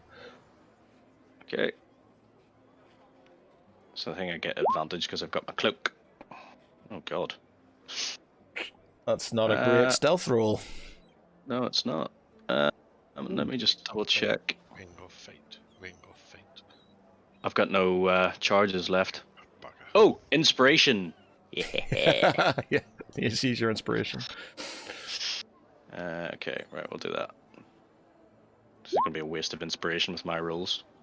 There we go. That's better. That could have been bad. Yeah.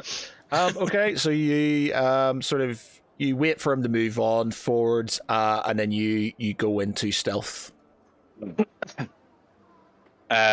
So again, basically we move out and start to follow in the direction that the basically we're going to just follow him at a distance. Okay. You follow him away down the sort of the marina of the river, and you goes to a what looks like a canal boat. Effectively, it's used for towing supplies up and down the rivers to the Triarch cities. You see a sort of more sort of hooded figures there, sort of with torches. The boys are put on this sort of barge. The guy who sort of took them basically goes on board with them, and the other sort of guards sort of wait there as he goes on board. Okay, so what am I sort of seeing in front of me? Who's there, and So you've got. Let's see if I can do a diagram or something here, Bertha. May just have to be a quick drawing. Let's do a drawing.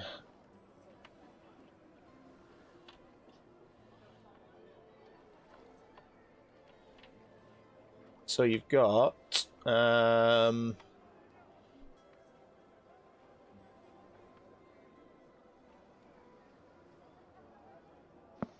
canal. Oh, that's an object token. Should be map.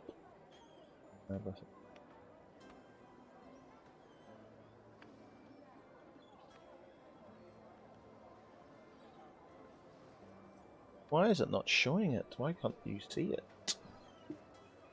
Can you see that blue line? Nope. Nope. No blue line. Do that. Nothing showing up.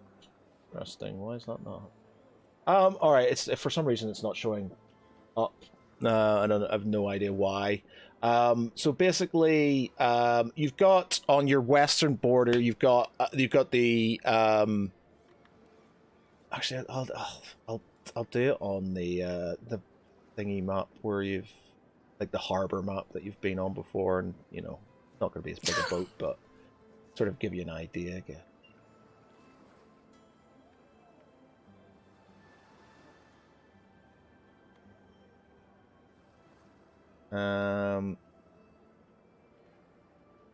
So yeah, you know, it's switched around. It's going to be on your left-hand side and stuff like that. But basically, you have like the barge on your right-hand sort of will be on your left-hand side, but you have the So it's basically barge. kind of- Yeah, yeah. You got the barge. You've got a couple of guards. Sort of. I can clear this out. Okay.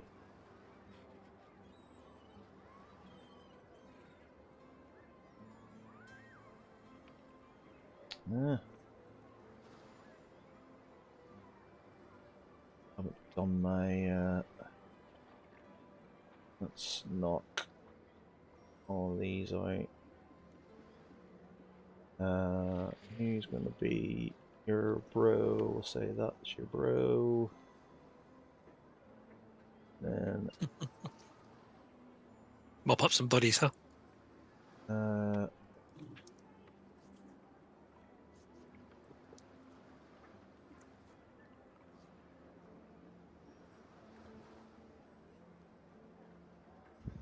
Let me just restart the API on this because it's not doing what it's meant to be doing. Settings, API script. Start. There. Launch game. Okay.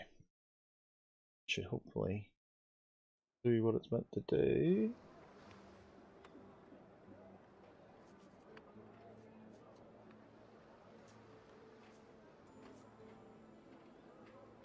Thanks about it.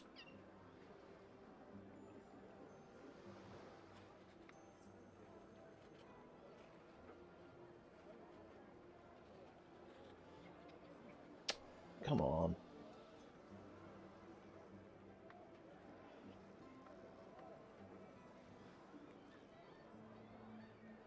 Not giving me, despite the API's on. Anyway, doesn't matter really. Just sort of, you've got two guys. Oh, there you go. You've got two guys here. You've got the other guy with the two kids. Let's see if we can find.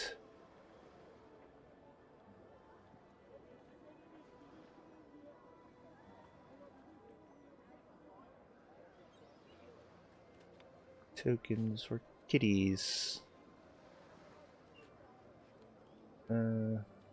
Yeah, we'll say he's just got them on tow. We'll say so. He's sort of taking them on, like he's going on there. So you've got a couple of guys just sort of like near the gangplank, going on to this barge, and he's sort of the third one, sort of with the kids, is walking on to this onto this boat.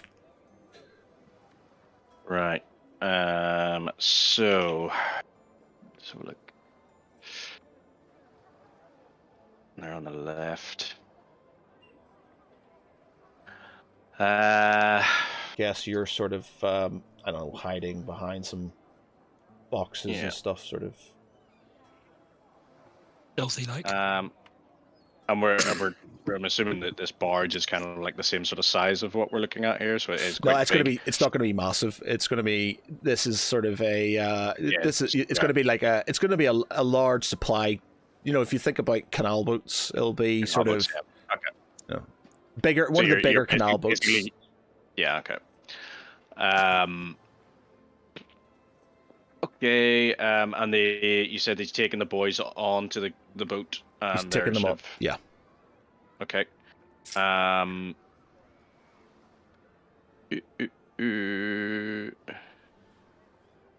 Is there anything else sort of being moved on or off? Any other people moving toward it or coming out of it, or any other commotion actually on the ship? Roll me. Perception. Roll me. Yeah, roll me a perception.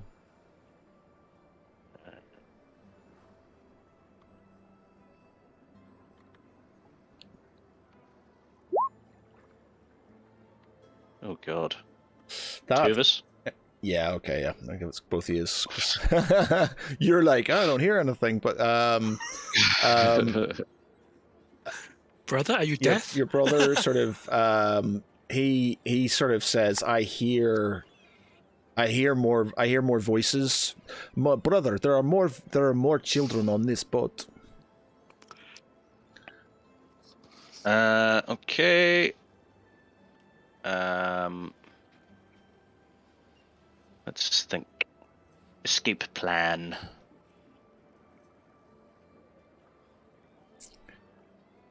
How do we do this? No pressure. I know. See, I can't go ahead and kill them because it doesn't really give me any information. And it kind of loses our lead.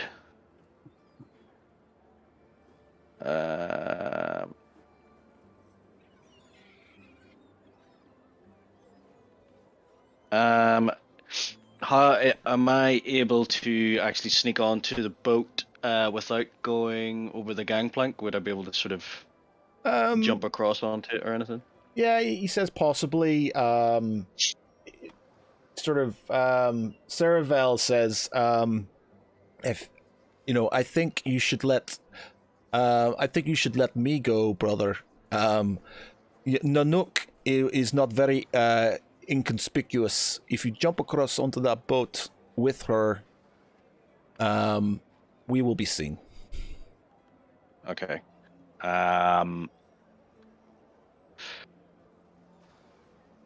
Is it? Oh, did I just move the Nick there by mistake? I did. Is it worth me causing a distraction? Good idea, brother. Yes, that would help. Okay.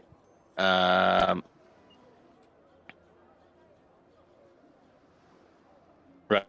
Okay. So, So, what's the plan for when he's on there and stuff? How are you? What are you going to meet up, Sim? How are you going to do it? What's the?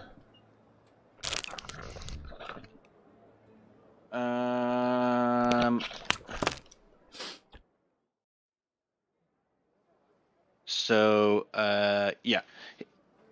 Basically, he's to search the boat and find the children and do what he can to release them. While I am going to cause a distraction in the meantime. He's going to get on the boat and release them. So he he says, we will need to see where this vessel goes.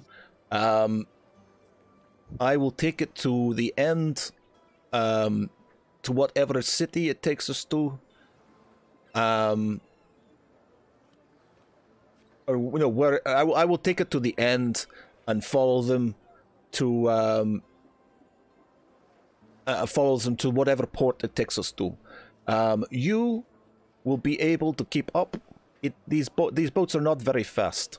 Just keep in the shadows. You stay on the shore. I will stay on the boat.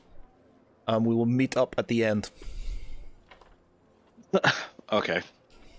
So I don't need to cause a distraction for him getting on the boat then? You will do, yeah. Okay, I will need. Okay.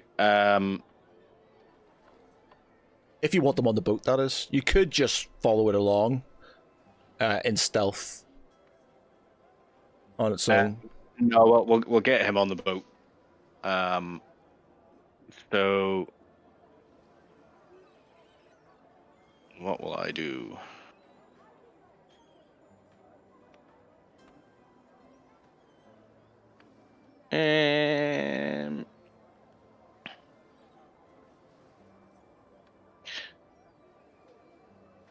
I'm going to cast Disguise Self. Okay. And disguise myself as just a normal sort of street beggar. Nobody particularly, just sort of, just a bit messy and disheveled.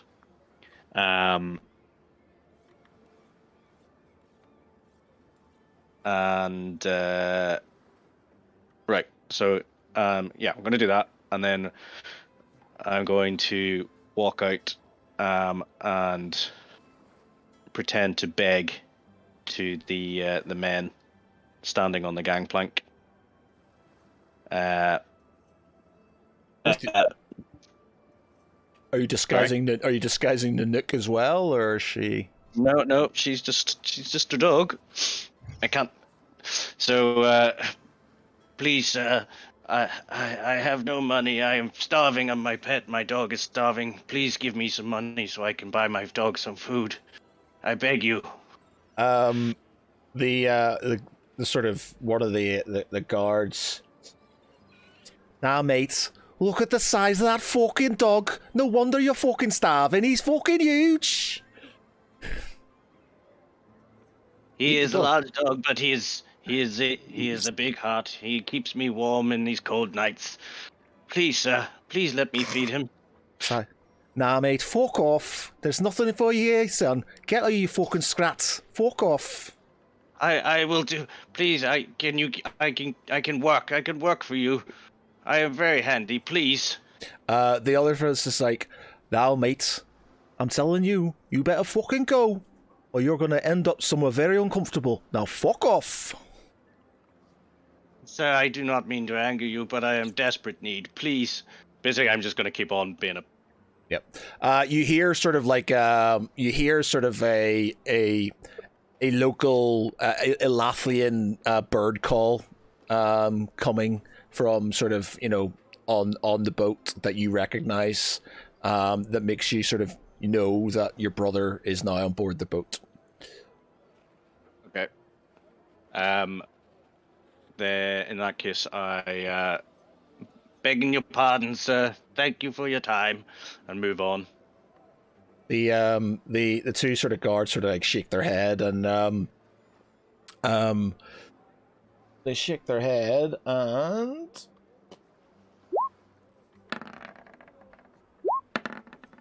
Shit. as you're sort of kind of turning away, you hear sort of the sort of say, is that sort of kind of mumbling and stuff like that. The other one says, wait a minute, it's him. It's that fucking dog. Is that because obviously you had Nanook with you when you fucking he recognizes the dog, and he says, "It's him! Get him!" And they roll me initiative, I guess. I'll be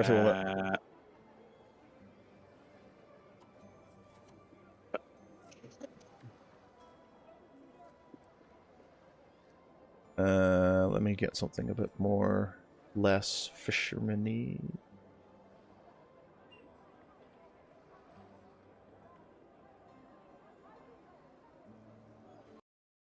And it's like Pirates of the Caribbean.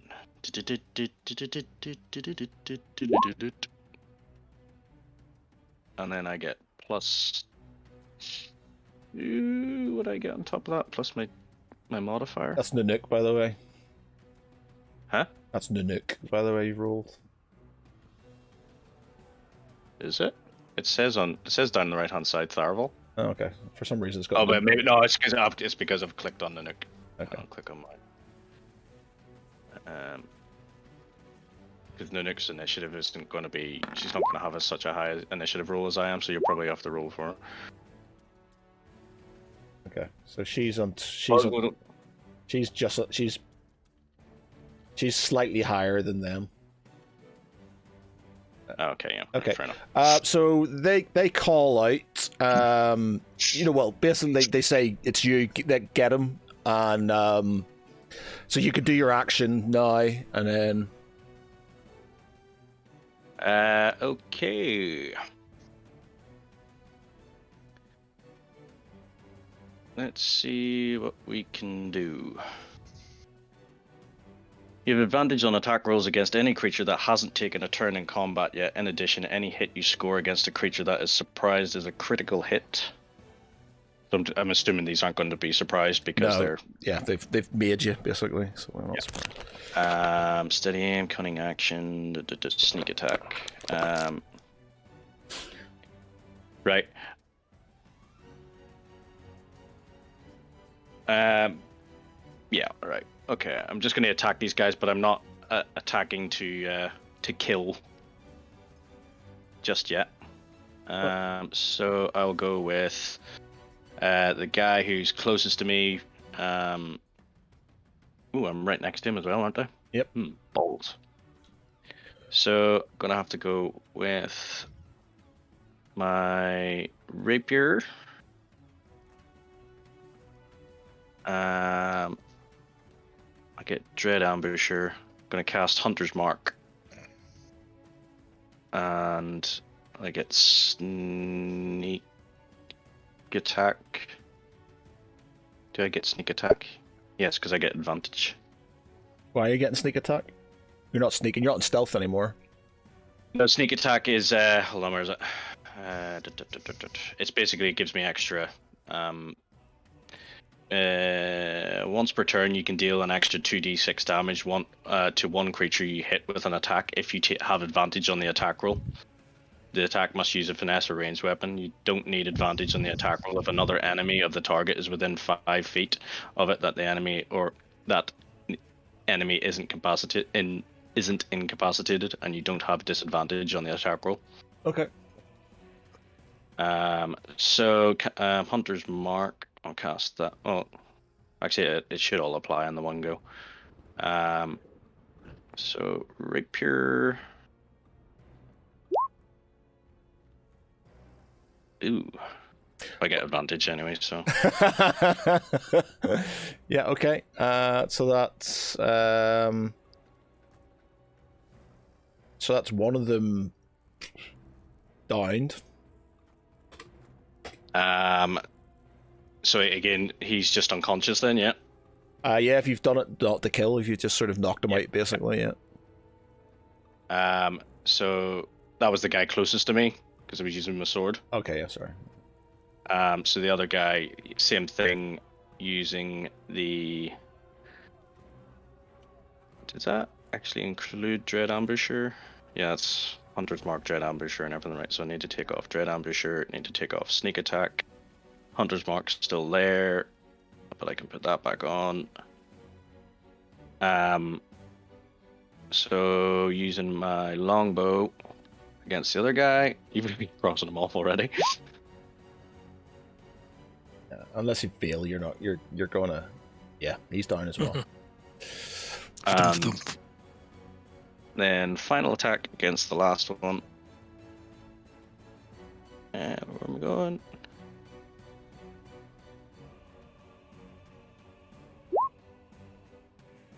Oh, Fuck.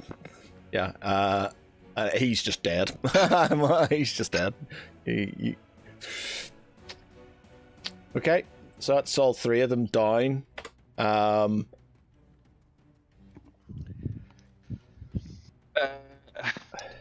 guessing that it's none of those three are the ones that brought the guy aboard. No, the one who was walking on was the one with the kids. So, well, technically the third one's on board. So the one I just killed then? Yeah, well, so he's come out as they shouted. Okay. So... Your brother sort of kind of comes walking up and it's like, brother, what has happened? What have you done? We were meant to follow these people, not kill them all. And he's just like, what are we supposed to do now? They made me. They recognize the dog, and I look at Nook, and she sort of tilts her head. Quick, help me push that one over the side, and help me bring these two on board. There's bound to be some trace of where they're headed. In the meantime, get those kids off. Let them free. Okay, so he goes on board and sort of he gets the sort of kids and sort of unhooks all their sort of kind of their their bindings and stuff. The kid who sort of like comes comes run up to you and all right, mister, here's my other gold and that nice ring you've got there as well, please. Okay, so he hands over the gold and the ring and says, what's your name, boy? What's your name, boy? He says, Callum. His name's Callum. Callum. Yeah. You will make a fine rogue one day. And he sort of tosses them the ring and says, now run off home. Cool. Dave, keep a note. Callum. New name person they add. Kid to kill. Okay, so he sort of Saravel sort of chucks over one of the into the sort of canal and helps you drag on the other two on board. There's a small cabin with sort of maps and some paperwork and stuff in there as well. Okay, so basically we tell Saravel to search the ship, start looking at paperwork for the destination or any sort of information as to who's in charge or where this ship is going. Yeah, roll investigation. With advantage with. Yeah, you can have advantage. Yeah. It's two of us. Yeah. This is where my shit rolls. 17, that's right. Yep. So he comes back with a ledger with the it's sort of bound in this sort of strange scaly leather. It's got the numbers. He's got numbers of potential aspirants, and it's got a port name which is basically one of the ports that's to be delivered to the island, to the ruins of Kibarath. So the ruins of Kibarath are the island just off the south of Balon. Yeah, I remember. Yep. Ruins of Kibarath. And then you said there was maps and stuff like that. Yeah. So basically, it's just it's just sort of a route that takes them to the port, to the end of basically where the port is in Taunt, basically where you came off with Captain, and then all the way over to Kibarath, and then there's basically a map to the ruins and where to take the children. Okay. Here, brother, we have a destination. I suggest that we do not go on our own here. We may need help. We don't know what we're walking into. I suggest we return to the town, and possibly wait for my friends to return. Seravel's slightly anxious. He says, "Brother, the longer we take, the more chance that what's her name? Evelyn. Evelyn, yeah. The more chance Evelyn will be hurt. I will not be able to forgive myself if she dies. We need to make haste." What do you suggest we do? Sail the ship ourselves? Well, his idea was basically they have the his idea is to sort of put on the clothes of the to the guys, disguise themselves as, you know, the people on the boat, go to the ruins, and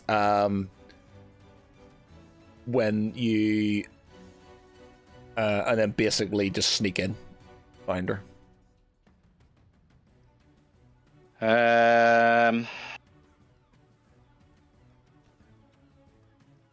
You can try and persuade him otherwise, but that's what he wants to do. He's very sort of like, he doesn't want to wait too long.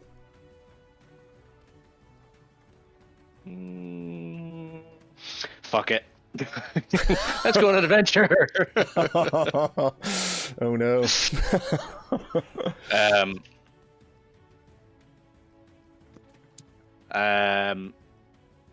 I'm with you, brother. Let's go find your wife.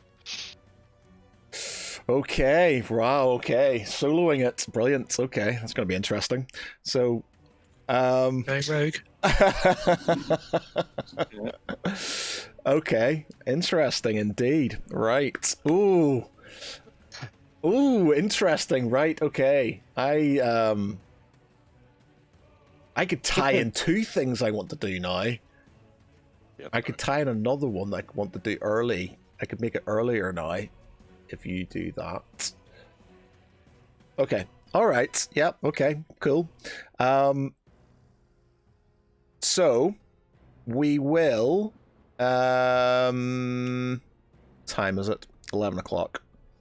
Does anybody need to do anything before we sort of kind of end it? Is there anybody who wants to sort of kind of do anything or say something to anybody before we sort of finish off? I think we're good at the moment. I'm good, yeah. I can do some stuff in downtime anyway. Yeah. So downtime wise, then. So Val, you've got to basically decide what you're going to do. You've got study first. Got Yeah. 3 days. you've got a few days to sort of kind of think about it. So that'll be next session is, you know, what your decision is, how you're going to deal with that situation. In the meantime, Tharval is going to be making his way to the ruins of Kibarath on his with with his brother. And yeah, okay. It's going to be interesting. So, yeah, okay. Shit's gonna go down, motherfuckers! You're too excited. Oh, no. I think I've just volunteered myself as first character to die. You're keeping your character, the alternative character up to date, right? Right. Okay. So, yeah. Okay. This is gonna be interesting. Now, let me see. When was the last time you? When did you level up last? Oh, yonks ago. A while ago, yeah. I think Vampire Mansion. Okay. Yeah. All right. So, I'll give you level 9 then. No. I think you've probably done enough in that time to sort of jump you up to level 9 and stuff. So you can upgrade yourselves, and that'll sort of start, because I kind of want you to be level 10 before I fully make the shit hit the fan and stuff. So yeah. So mid-season sort of finale type thing will be level 10, and horrible things will happen. So yeah. Okay. So 48,000 then, is it? Yeah. Yeah. So you can both want and don't want to be level 10. yeah. So yeah. Okay. So that's it, and hopefully, yeah, interesting. Good. I'll be interested to see what decision Val makes, or Right. you make with Val and stuff. You don't have to do it. You don't have to do it on your own. You don't have to burden it on your own, but you We're all can. here. I would sort of maybe do some of some chat in the thing, because I'm not going to be able to think it all up on my own straight, as it is here. Whereas I've got a bit more time to think about stuff if you sort of do it on the RP chat on Discord and stuff. So it'll be a bit more filled out than me sort of umming and ahhing to try and think of things. It's alright, I do enough of that for both of us. Okay. I like that. I like the scrabbling noise you make when you're desperately looking for an answer. Thanks. Yeah. But yeah, okay, that's good. Okay. Yeah. Exciting times to come. And literally, how long have we been playing this game for now? A year and a bit. When did we start? We started in August of 2020. Yeah, July. God. August, Yeah. So we've been like a month and August, September. Well, no, nearly a month and 4 months. A year and 4 months, I think. So A month and 4 months. A month and 4 months. A year and 4 months. So yeah. So it's and you're nearly halfway there, and there's been stuff that I've been kind of wanting to do since the start, and it's getting there. It's getting to that point where it's going to happen. So I'm looking forward to that. So You just wanted to wait until it was a bit more fun rather than just insta-kill, never mind, we want to re-roll a character. yeah, well, things are going to get slightly hard. Like I said, it's all about sacrifice and stuff. So I've got to make things slightly harder for you. Who needs a parent anyway, right? But yeah, okay, cool. So we'll leave it there. There will probably, hopefully, be some RP chat on the Discord. So if you're watching this or watching back, then by all means, please check out the Geek Pride Discord channel. It's the Legend of Our Sacrifice channels. There's a few of them. Camberford one, a general RP one for these chaps to discuss in character. So you can follow along there.